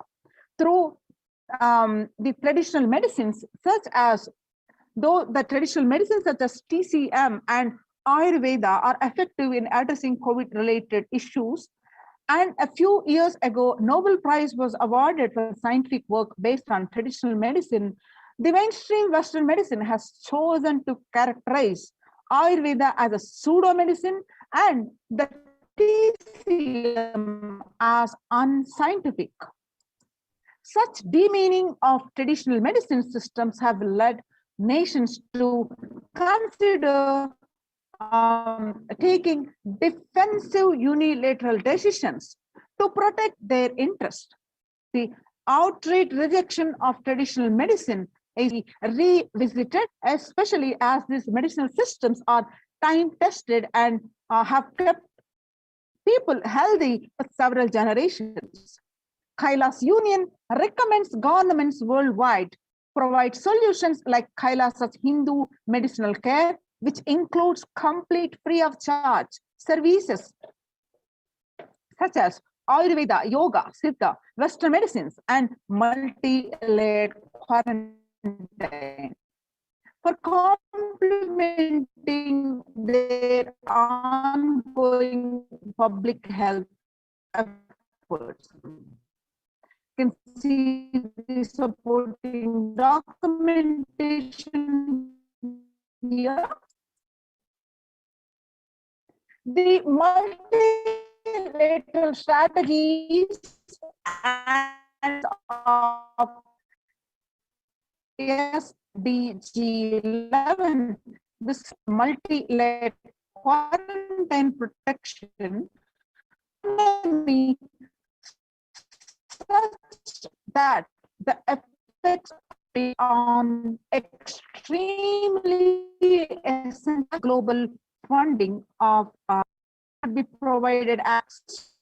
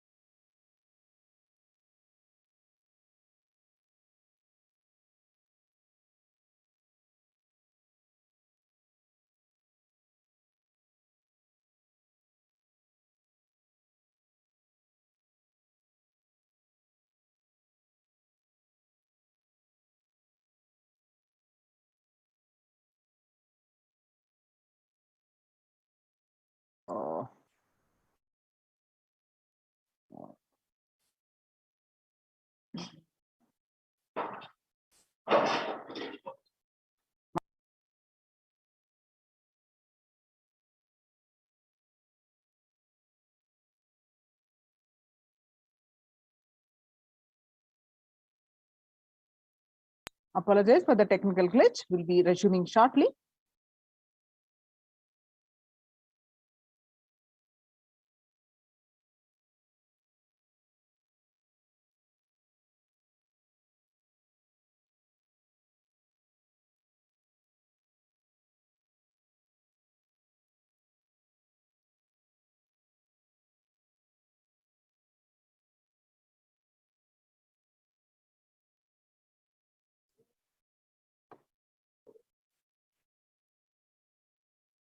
You can see the supporting documentation now.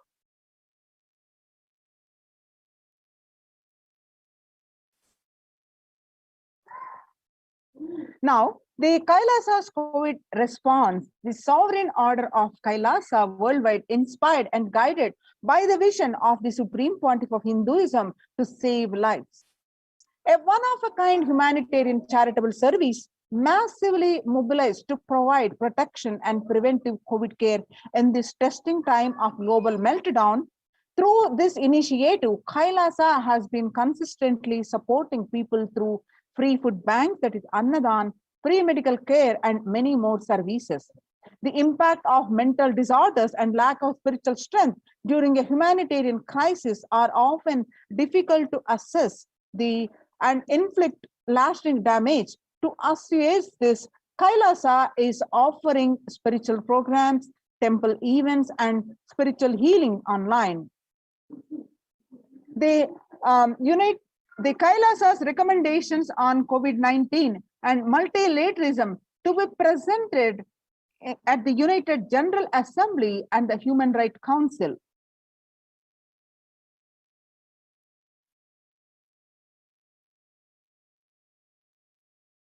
In a gist, the Kailasa's report and recommendations on an international treaty on COVID got accepted and published by the United Nations, surviving the highly contagious COVID-19, where the world is only as resilient as the least resilient country and person, requires a true multilateralism, the governments, organizations, and people to collectively address the crisis.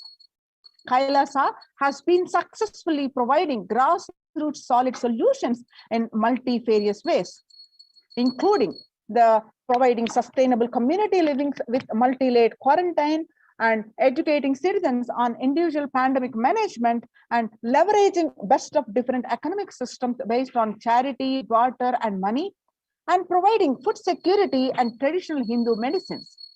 These unique contributions have been recognized by the United Nations and got published in their website, www.oschr.org. You can go ahead and click on this link on the Supreme Pontiff of Hinduism's Facebook page and read the complete article with all the supporting, numerous supporting documentation and articles as part of this submission.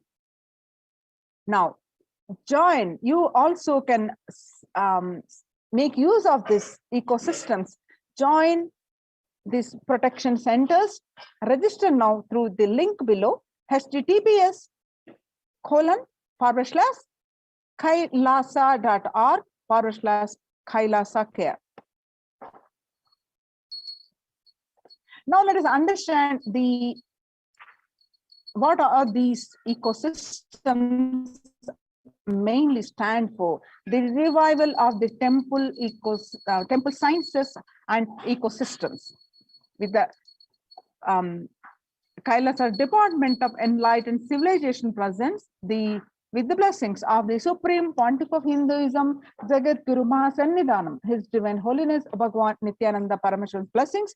Let us understand the more details about what are these temple sciences, what are the basics, and how the Supreme Pontiff of Hinduism reviving these and are now standing to protect the world one and all to save from this pandemic.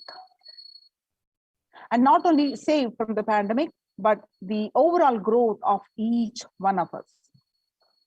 So if you see across the India, there are all the major temples have been shut down for an indefinite period.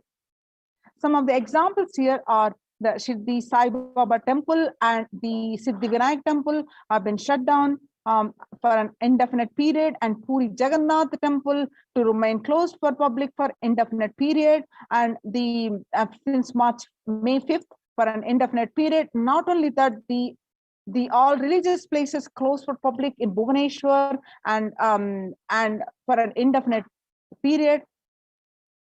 And in Uttar Pradesh, the major Madura temples banned the entry of devotees for an until further orders. And in Gujarat, Somnath temple is closed for darshan until further for an indefinite period. And on the other side, the Tamil Nadu Chola Ara temples, murtis are beheaded. The vandalism to the core. Murtis of this Chola temple have been vandalized in the Pudukkotai, Tamil Nadu, and a devotee who saw this and reported in the police station, and all the murtis of this temple were beheaded. So now it is the time when the COVID-19 is rampant and the ancient temples are in lockdown because of the risk of widespread corona disease. The devotees of these temples were visiting and having darshans of their gods and goddesses for thousands of years. At all these ancient sacred sentiments have come to a harming halt after the lockdowns have taken place. The religious fervor of the devotees is being lost due to this pandemic. The Supreme Pontiff of Hinduism is reviving the e-Kailasa ecosystem and bringing all the ancient traditions of the online platforms on Kailasa TV, YouTube, and Facebook. So now let us understand the basics of the temple ecosystems. First of all, why deity worship? So with the blessings of the Supreme Pontiff of Hinduism, in his own words, let's understand why deity worship. Please understand, deities are not mere idols. They are embodiment of ideals.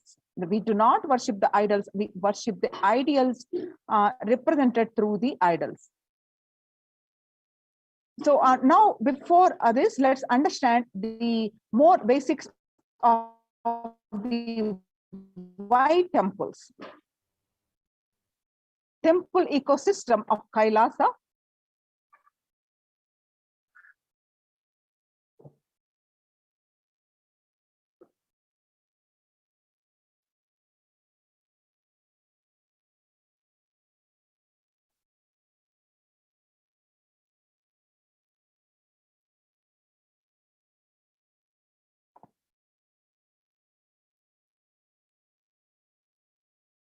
Yes, let's understand the temple ecosystem of Kailasa.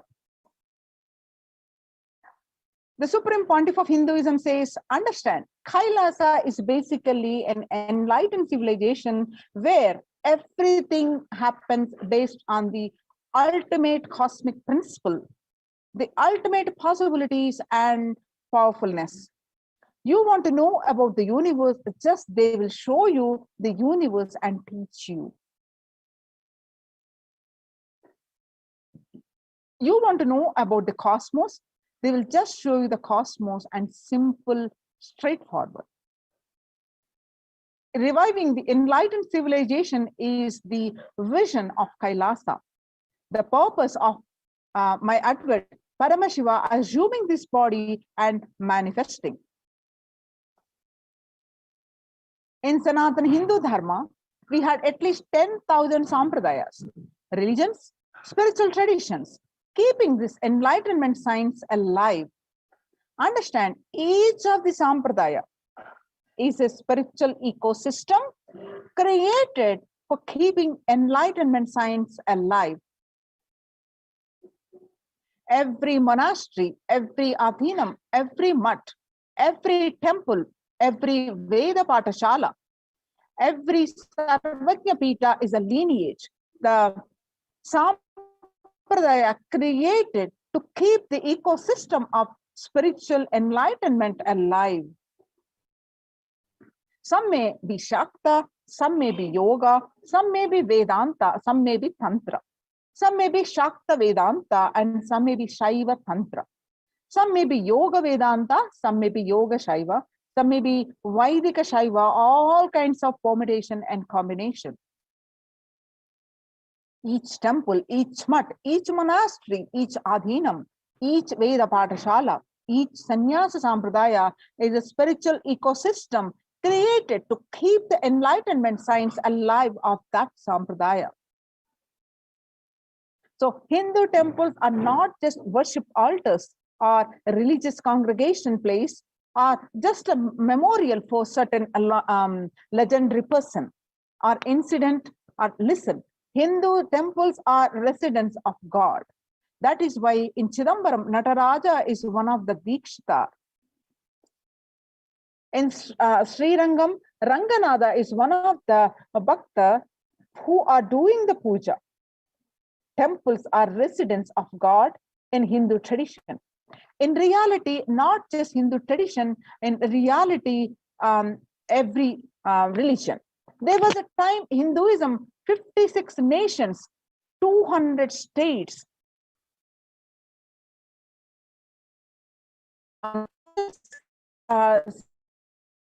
700 provinces and 10,000 sampradayas. Almost 95% of the population of these days were Hindus. The Supreme Pontiff of Hinduism says 100%. That 5% is just a dropout, social dropouts. Other than that, 95% were Hindus. Slowly, that brutal terrorists invading life negative gangs enter, destroy, rob, plunder the temple, destroy the spiritual ecosystem, the enlightenment ecosystem, slowly, really fast. It's not even slowly, the word no meaning. Almost 95% of the population of these days were Hindus, and the rest are just the dropouts. Really, last 1,000 years, we did not have a single nation. We did not have a single state. We did not have a single province practicing Hinduism as a state religion legitimately. And in 10,000 sampradayas, without any doubt, I will say only 200 are left alive, struggling to be alive. Three unique things of Hinduism are the ability to make the divine land and get rooted on the deity, prana pratishtha, and incarnations landing, the ecosystem where the incarnations land, the enlightenment spiritual ecosystem where the incarnation happens. Third, the devotion to the feminine consciousness, the Devi worship. These three are unique to Hindu tradition. Before Hindus could recognize, have created a very powerful enlightenment ecosystem. Everywhere the spiritual awakening is happening, enlightenment is happening, people are manifesting enlightenment, manifesting powers, everything. Kailasa is a place where everything related to super consciousness is revived. All the sampradayas, all the spiritual ecosystems created for enlightenment will be revived and established in such a way it never gets lost again, therefore for serving the humanity. Before Hindus could recognize, have created a very powerful enlightenment ecosystem everywhere. The spiritual awakening is happening, enlightenment is happening, people are manifesting enlightenment, manifesting powers, everything.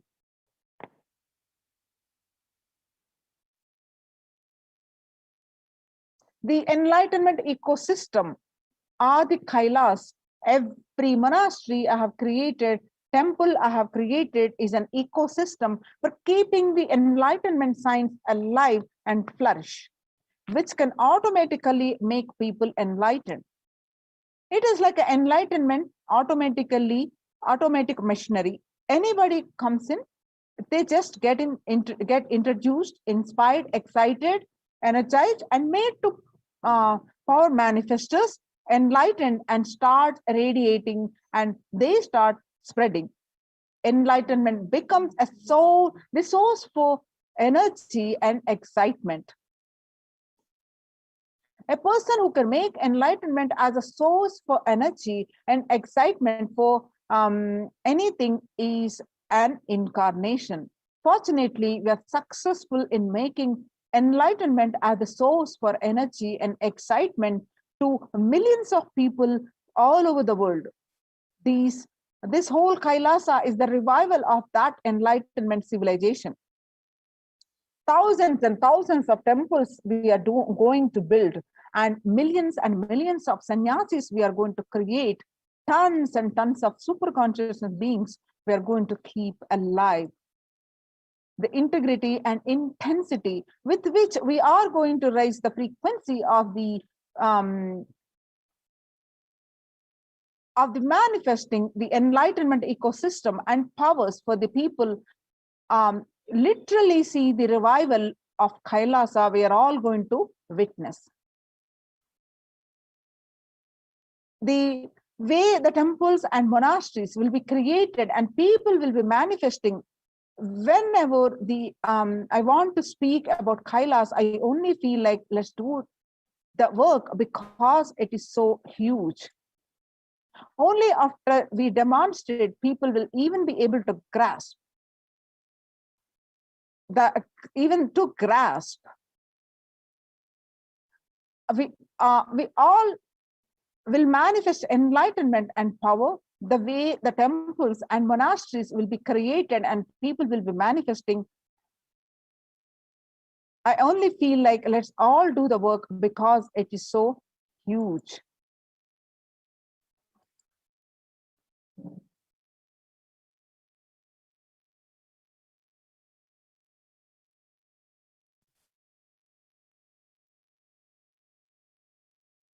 A person who can make enlightenment as a source for energy and excitement for anything is an incarnation. Fortunately, we are all successful in making enlightenment as a source for energy and excitement to millions of people all over the world. This whole Kailasa is a revival of that enlightenment civilization. Thousands and thousands of temples we are going to build, and millions of sannyasis we are going to create, and tons of super consciousness beings we are going to keep alive.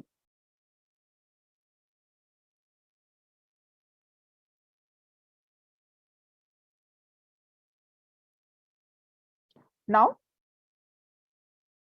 we'll be resuming this segment after a very short break.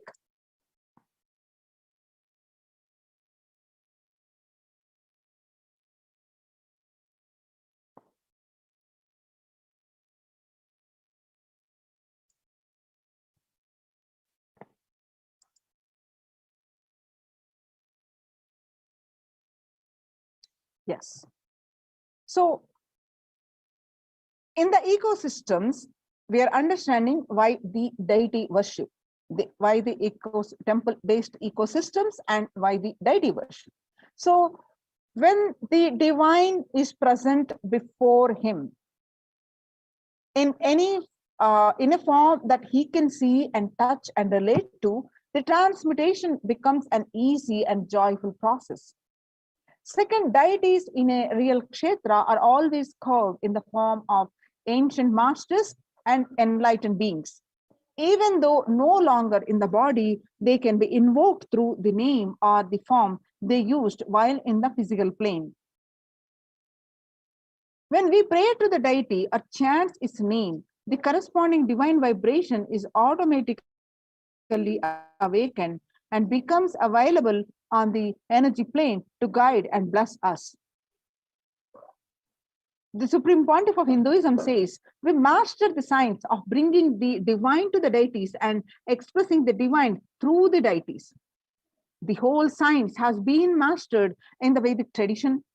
The revival of temples will be the revival of world peace and world bliss. Revival of temple culture, the deity worship, where people are made to look in. That is where the revival of Sanatana Dharma, the Advaita Satya, is going to happen. The divine manifests various forms. The divine has got infinite as species qualities. In Sanskrit, we call the Ananta Kalyana Gunas. So the divine manifests in specific form to save a devotee or to save the this world from a destruction. That form, that auspicious quality becomes an independent intelligence and a specific form, a specific name. For example, Shiva saved Markandeya from death. Markandeya has a short span of life. At the age of 16, he was destined to die. Knowing this, at the time approaches his parents was devastated. And to remove the sorrow of his parents, Markandeya intensely worshipped Paramashiva. And on the day of his death, the Lord of Death is called Kala. He arrived to take the life of Markandeya. And that's when Markandeya hugged the Paramashiva Linga and intensely prayed Paramashiva. And Paramashiva appeared as Kala, the Lord of the Death. Kala of the Kala. So, and saved Markandeya from not only from death and given the boon of the Amaratva, that is the live for eternity. And so the form that Paramashiva appeared to save Markandeya, we call him Kala. And Markandeya, given this world, the Mrityunjaya mantra, along with the many others, and the form that we worship, the Paramashiva, to save Markandeya, we worship him as Kala.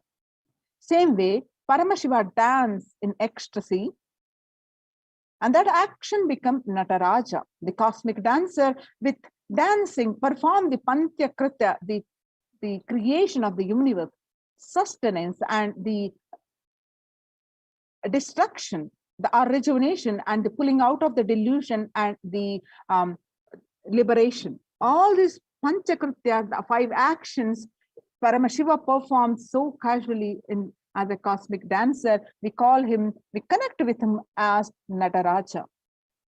Vishnu's very action of showering blessings on the world becomes Lakshmi. Brahma's very action of constantly sharing the wisdom becomes Saraswati. So each of the actions of the ultimate becomes independent intelligence and energy. When you connect with those independent intelligences, those deities, whatever you want immediately happens.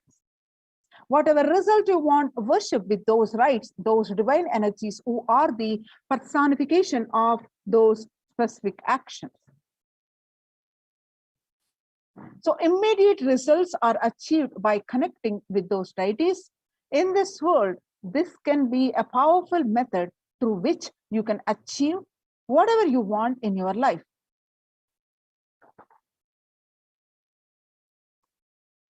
So join in this Kailasa's COVID care protection centers.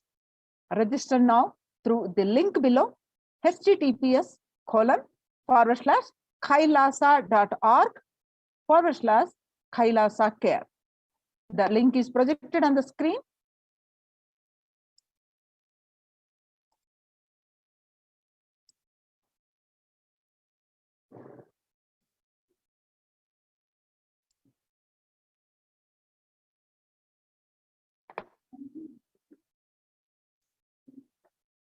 Okay.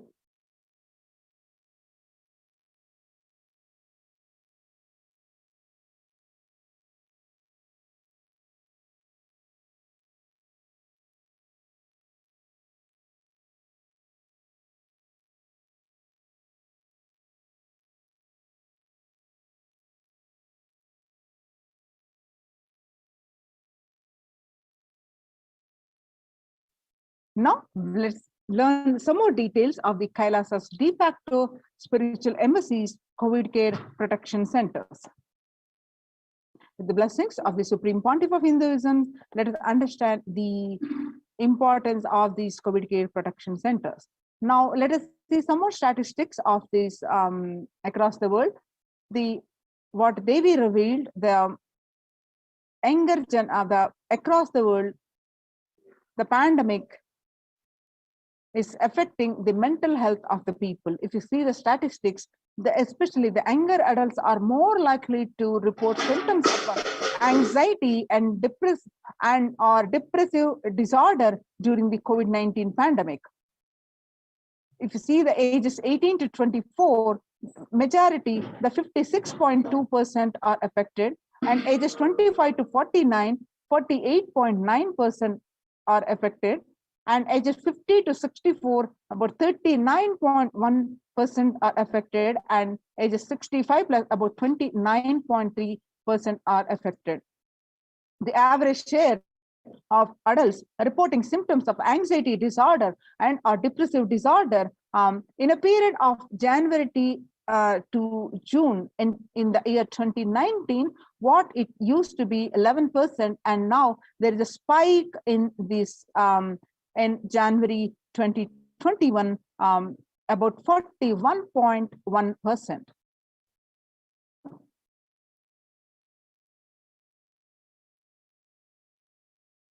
So how are you feeling? What employees say they feel more than half of the time at work? About 34% say they are tired, and 34% say they are stressed, and 27% say they are burnt out, and 27% say they are discouraged, and 19% say they are distracted, and 17% say they are depressed. So nearly 8 in 10, that is 78%, say the coronavirus pandemic is a significant source of stress in their life. And nearly 7 in 10, which is 67%, say they have experienced increased stress over the course of the pandemic. 1 in 4 essential workers, about 25%, diagnosed with a mental health disorder since the start of the pandemic. The COVID-19 could exacerbate doctors' existing mental health burden. More than 60,000 US healthcare workers have contracted COVID-19 and 300 have died. On the health workers who treated patients during the China's COVID-19 outbreak, 50% showed signs of depression and 45% showed signs of anxiety. Self-reported mental health among pregnant women, the new mothers, before the COVID-19 pandemic, what it used to be a depression of 15%, and now during the COVID-19 pandemic, it raised to 40.7%.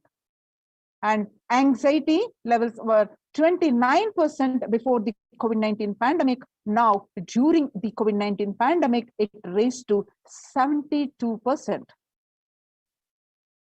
US cases of depression have tripled during the COVID-19 pandemic. A large study finds a dramatic increase in the number of adults in the United States reporting symptoms of depression during the COVID-19 pandemic. The number of adults experiencing depression in the United States have tripled.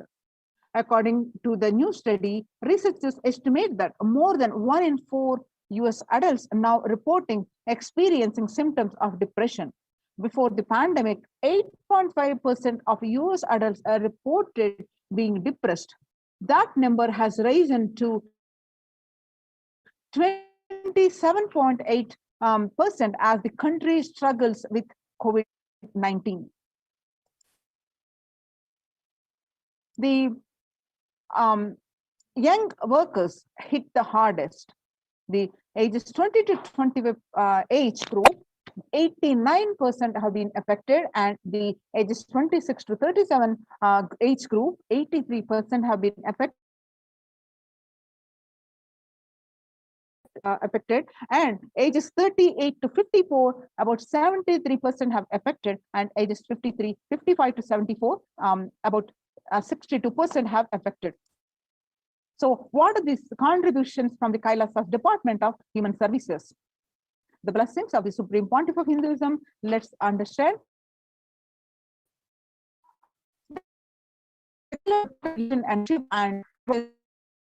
And each of the Kailasa's temple ecosystems consider the right of happiness to be the highest fundamental right of all human beings. In fact, all beings. The ultimate goal for Hinduism and Kailasa, led by the Supreme Pontiff of Hinduism, Jagadguru Mahasannidhanam, His Divine Holiness Bhagavan Nityananda Paramashivam, is the material and spiritual well-being and prosperity of humanity. Kailasa is a place where everything related to superconsciousness is revived.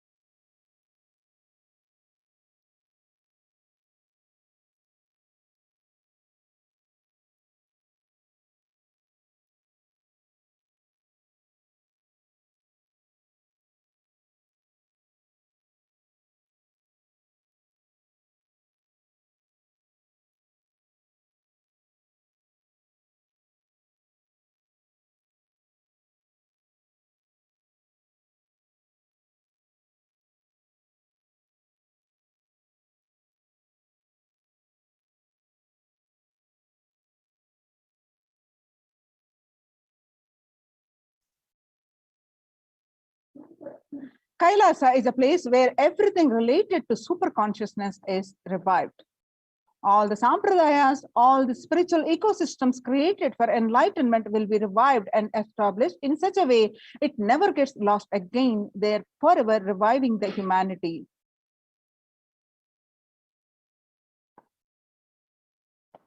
Now you can see the various glimpses of how the Supreme Pontiff of Hinduism continuously worked since 27 plus years and established all these Kailasas, spiritual ecosystems across the globe.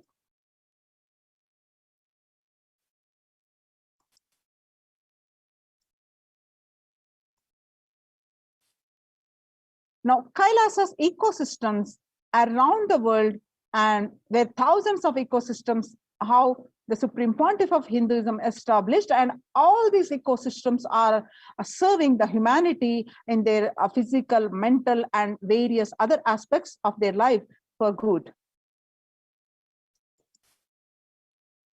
And starting from 1994, where you can see the picture here, the Kailasa in Tiruvannamalai is traditionally passed on to the hands of the Supreme Pontiff of Hinduism, His Divine Holiness Jagadguru Mahasannidhanam, His Divine Holiness Bhagavan Nityananda Paramashivam. You can see by the Mataji Vipadananda Puri, you can see the picture here.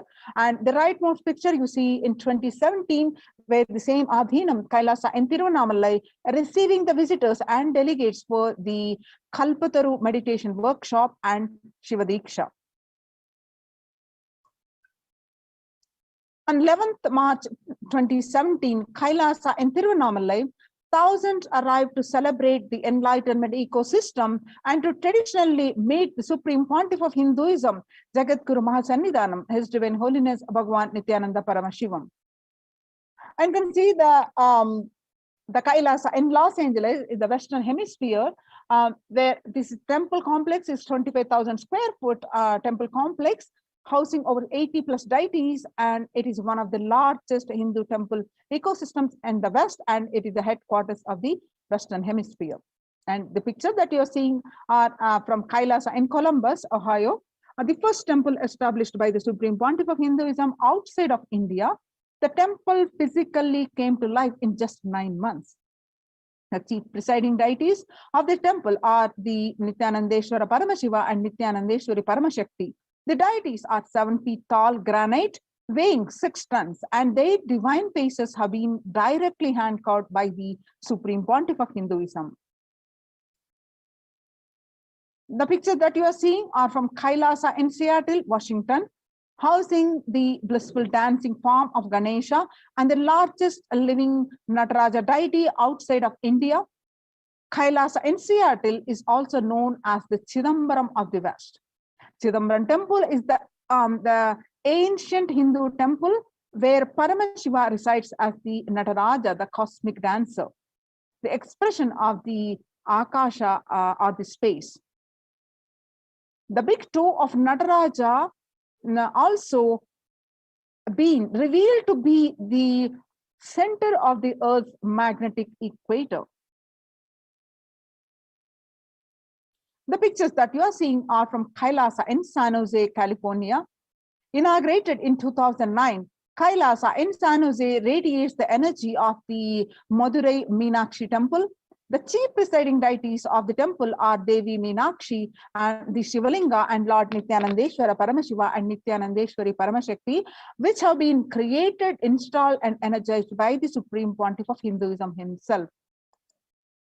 Now you're seeing the pictures are from St. Louis, Madurai, along St. Louis of Missouri, Kailasa and St. Louis, Missouri. Alongside the Shivalinga and the Nityananda Ganesha, Kailasa in St. Louis carries the energy of the Tirumala Tirupati of South India and houses one of the tallest Venkateshwar deities in North America, along with his consorts Sri Devi and Bhudevi.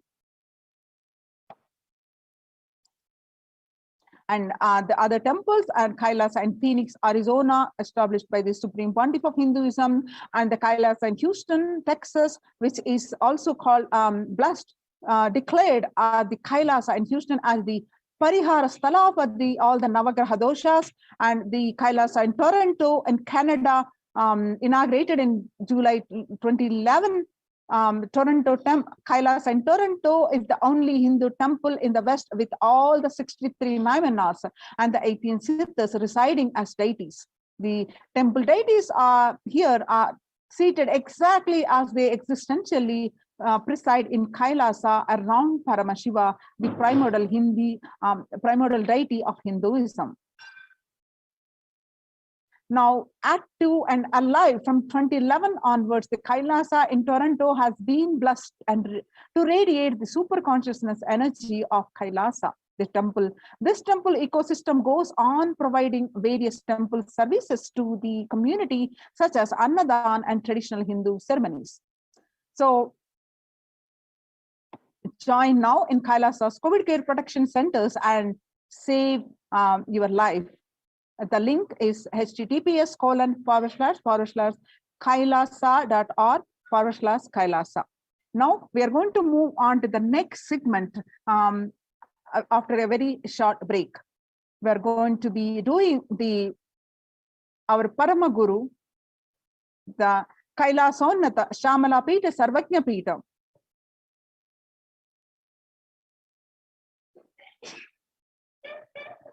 For his health.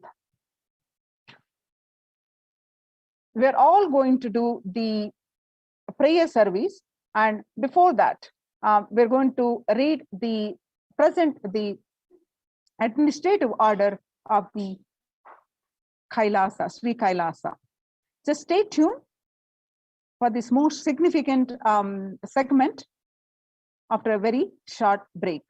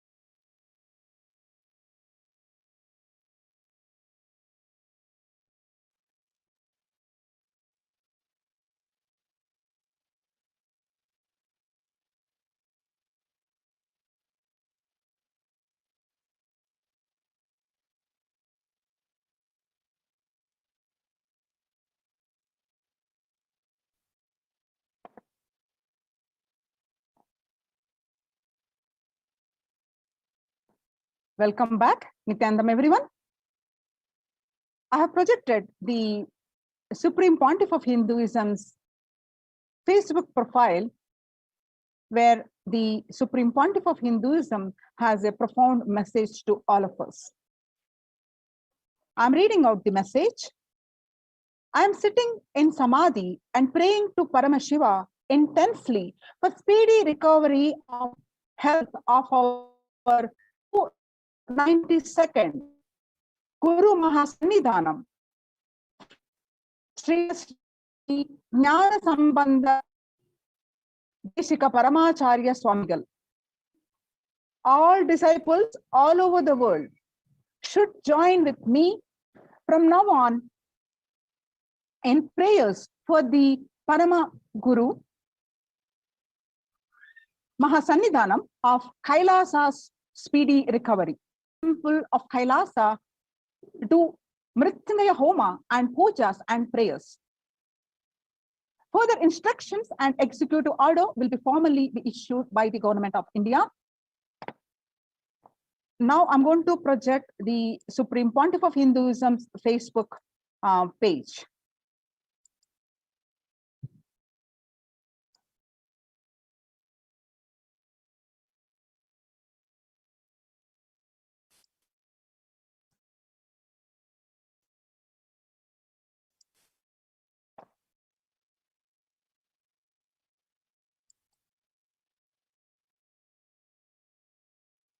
The Supreme Pontiff of Hinduism, Nityananda Paramashivam, is deeply meditating in Samadhi and praying to Paramashiva intensely for the speedy recovery of health of 292nd Mahasannidhanam, Srila Sri Arunagiri Jnana Sambandha Deshika Paramacharya Swamigal. Under the guidance of the Supreme Pontiff of Hinduism, thousands of disciples from all over the world are offering their prayers for the Paramaguru Mahasannidhanam of Kailasa's speedy recovery. All Kailasians globally are continuously offering their prayers 24/7, doing a prayer marathon for his speedy recovery. Continuous Akhanda Mahavakya Japa with 24/7 intense chanting of Mahavakya globally is being done. 24/7 Paramashiva Dhyana Sankalpa Mantra chanting is also happening across the globe with devotees and disciples offering their intense prayers. 24/7 Akhanda Nirvikalpa Jnana Samadhi Yajna unclutching sessions are being conducted with the devotees sitting in a deep meditation and practicing unclutching and offering their minutes for peace to sending healing prayers. The Supreme Pontiff of Hinduism has also guided all the temples of Kailasa to do Mrityunjaya Homa, pujas and prayers for the same. The Supreme Pontiff of Hinduism, Jagadguru Mahasannidhanam, Nityananda Paramashivam, is the 293rd Guru Mahasannidhanam, the Supreme Pontiff of Shamala Pita Sarvajna Pitam.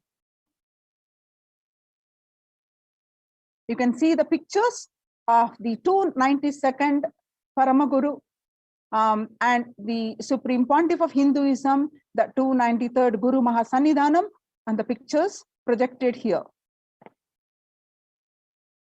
Now I'm going to read out the executive order of the Sri Kailasa.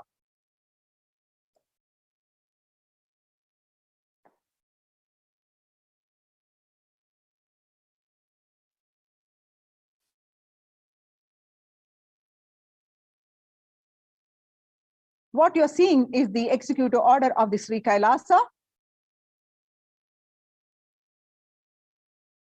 Office of the Supreme Pontiff of Hinduism, Jagadguru Mahasannidhanam, His Divine Holiness Bhagavan Nityananda Paramashivam. The Administrative Directive 10112 of August 9, 2021. offer prayers for the speedy recovery of health of 292nd Guru Mahasannidhanam Srila Sri Arunagiri Jnana Sambandha Deshika Paramacharya Swamigal of Madurai Adhinam. By the authority vested in me as the Supreme Pontiff of Hinduism, the head of the ancient enlightened Hindu civilizational nation, the Kailasa, and as the 293rd Guru Mahasannidhanam of Kailasonata Shamala Peetam, Sarvajna Peetam, known as Madurai Adhinam, by the constitution on and the laws of Sanatana Hindu Dharma, as ordained by Paramashiva and the primordial Hindu divinity in Vedas and Agamas, it is hereby ordained as follows. Section 1, Purpose. The kingdom of Madurai, known as Kailasonata Shamala Peetam, Sarvajna Peetam, the oldest Hindu state and enlightenment ecosystem, was established by Paramashiva. The kingdom of Madurai was later revived by Lord Sundareshwara and Devi Meenakshi, who are the deities and incarnates of Paramashiva, ruled over Madurai, revived the foundation pillars of it as the highest living stream of spiritual sciences. To ensure this tradition continues, to elevate humanity for millennia, they enthralled their direct representatives and their divine energies in the form of the continuing lineage of living masters. The Guru Mahasannidhanam, with the responsibility to train and groom the kings in administration, constitution, and governance, acting as regent. They also performed the spiritual initiations on the kings and the citizens of the kingdoms, imparting the enlightenment science to them. Now, according to the Sarvajnanottara Agama Vidyapada, the scriptural reference says, Guru Paramparayantam Adrishtam Sarva Vidhi Bhavabandha Vimuktarthyam Paramam Sarvato Mukham. The supreme discipline of Adi Shaiva tradition has been coming down through the continuous lineage of the Guru disciple Shaiva Guru Parampara from the time immemorial. This has been formulated for the attainment of complete liberation from the repeated phenomenon of birth and death. This is supreme in its kind and concerned with the ultimate benefits of all the souls. This is the reference of the Sarvajnanottara Agama Vidyapada, verse 2.3. Since 1980, the 292nd Guru Mahasannidhanam, His Holiness Srila Sri Arunagiri Nada Sri Jnana Sambandha Deshika Paramacharya Swamigal, assumed the responsibilities as the Pontiff of Madurai Adhinam and imparting the science of enlightenment by performing his spiritual and religious responsibilities to the citizens of the kingdom of Madurai.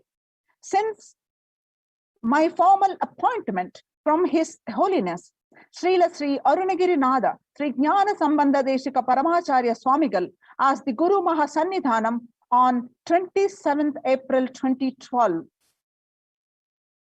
Bhagavat Sri Srila Sri Nityananda Paramashiva Jnana Sambandha Deshika Paramacharya Swamigal as the lawful successor, descendant and inheritor, invested with all the powers, duties, obligations to perform the rituals, spiritual, religious and customary rites, vested in the Kailasonata Shamala Peetam, Sarvajna Peetam, has been reviving its spiritual, religious and linguistic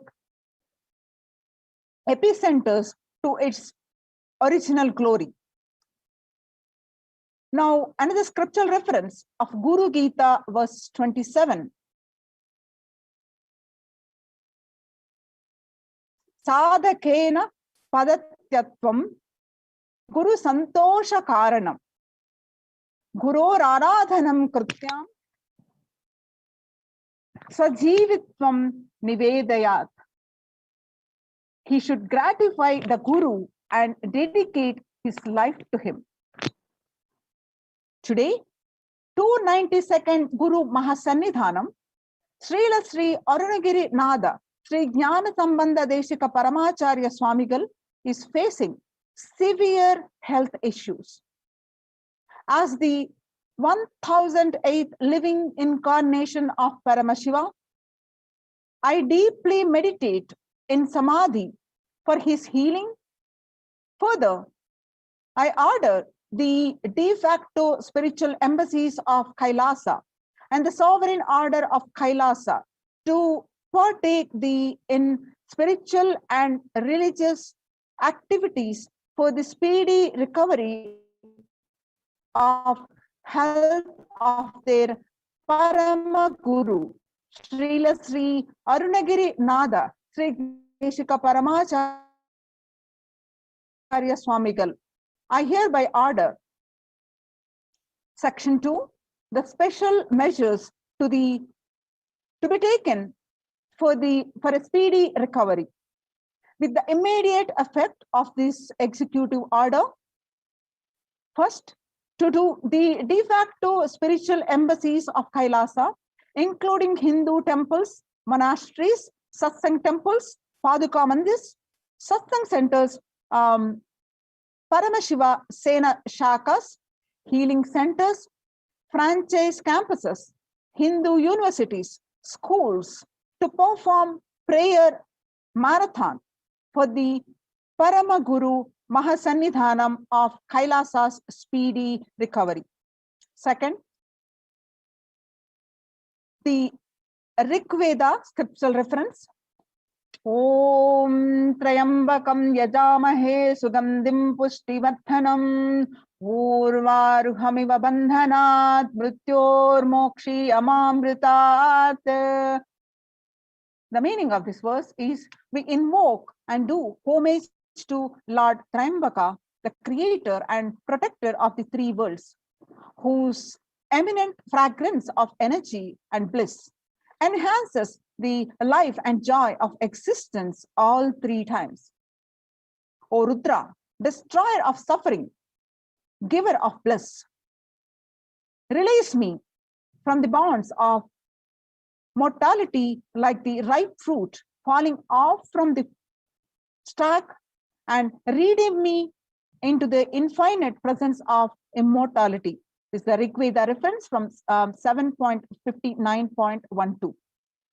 The de facto spiritual embassies of Kailasa, including Hindu temples, monasteries, satsang temples, Paduka Mandirs, satsang centers, Paramashiva Sena Shakas, healing centers, franchise campuses, Hindu universities, schools, to perform prayer marathon for the Paramaguru Mahasannidhanam of Kailasa's speedy recovery. Third, Minutes for Peace, a humanitarian initiative led by Kailasa to raise global consciousness using meditation, has reached over 4.3 billion minutes so far. I command the sovereign order of Kailasa to conduct Akhanda Nirvikalpa Samadhi Jnana Yajna, unclutching sessions and other their minutes for peace and send their healing prayers. Fourth, I order the sovereign order of Kailasa to conduct Akhanda Mahavakya Japa by intensely chanting Mahavakya Om Nityananda Paramashivoham, the ultimate powerful mantra from the space of pure restful awareness throughout the day 24/7 towards the healing prayers to Srila Sri Arunagirinada Sri Jnana Sambandha Deshika Paramacharya Swamigal. Fifth, Paramashiva Dhyana Mantra chanting services with a unified conscious resolution towards healing prayers for Srila Sri Arunagiri Nada Sri Jnana Sambandha Deshika Paramacharya Swamigal to be enabled by the initiated healers from the sovereign order of Kailasa throughout the day 24/7. Sixth, citizens of Kailasa around the world should join with me in prayers for the Paramaguru Mahasannidhanam of Kailasa's speedy recovery. Section 3, ensuring sufficient resources for implementation. The Secretary of the Department of Religion and Worship, with the heads of other such departments from the Kailasas around the world, deemed appropriate, shall support spiritual training and guidance to support the efforts described in this order and incorporate such requirements. Section 4, general provision. A, the Secretary in consultation with the heads of the such other agencies as the Secretary deems appropriate is hereby authorized to take such actions and employ all powers to carry out the purpose of this order. All departments and agencies of Kailasa are hereby directed to take all appropriate measures within their authority to carry out the provisions of this order. B, this order shall be implemented with immediate effect of their executive order.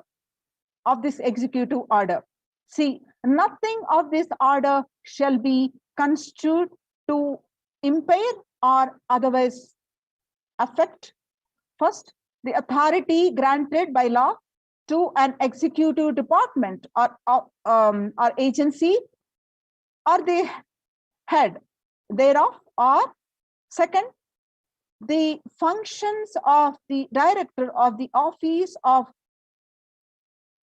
management and budget relating to budgetary, administrative, or legislative proposals. D, this order is not intended to and does not create any right or benefit,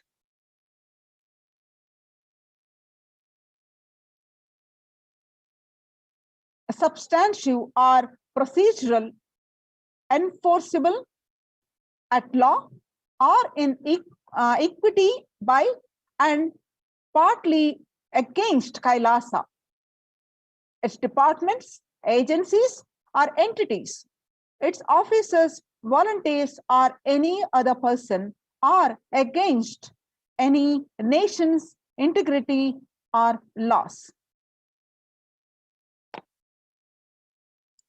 This is the executive order. Now,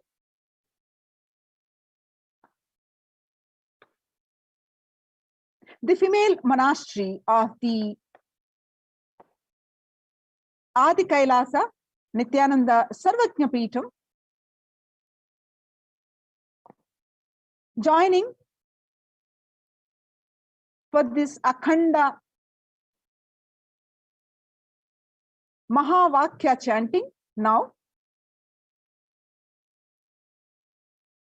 let us start this Akhanda Mahavakya Japa chanting for the healing prayer services of our Paramaguru and the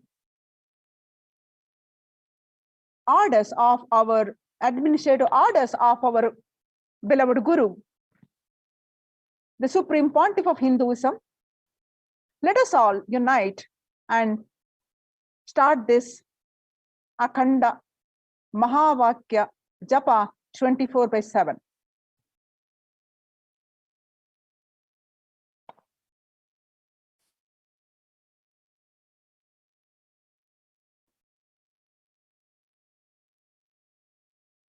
Let's start.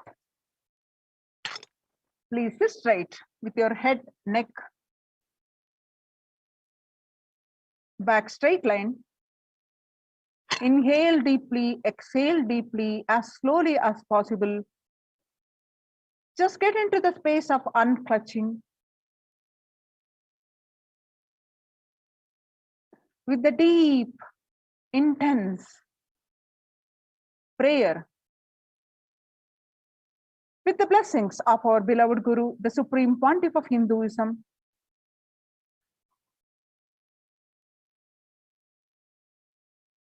let's start the Akhanda Japa of the Mahavakya. Om Nityananda Paramashivoham. Om Nityananda Paramashivoham. Om Nityananda Paramashivoham. Om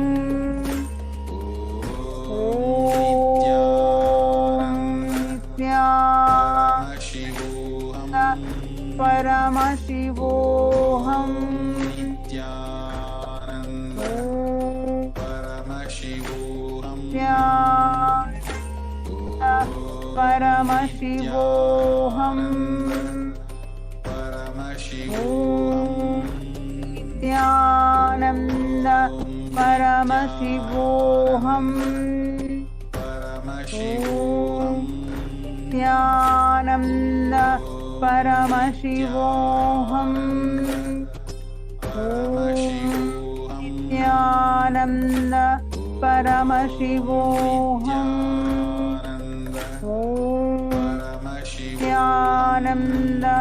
Paramashivoham.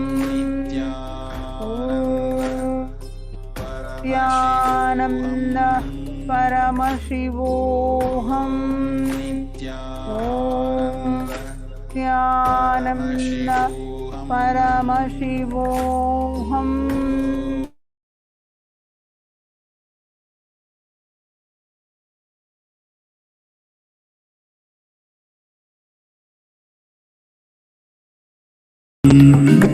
Om Nityananda Paramashivoham. Om Nityananda Paramashivoham. Om Nityananda Paramashivoham. Nityananda Paramashivoham. Om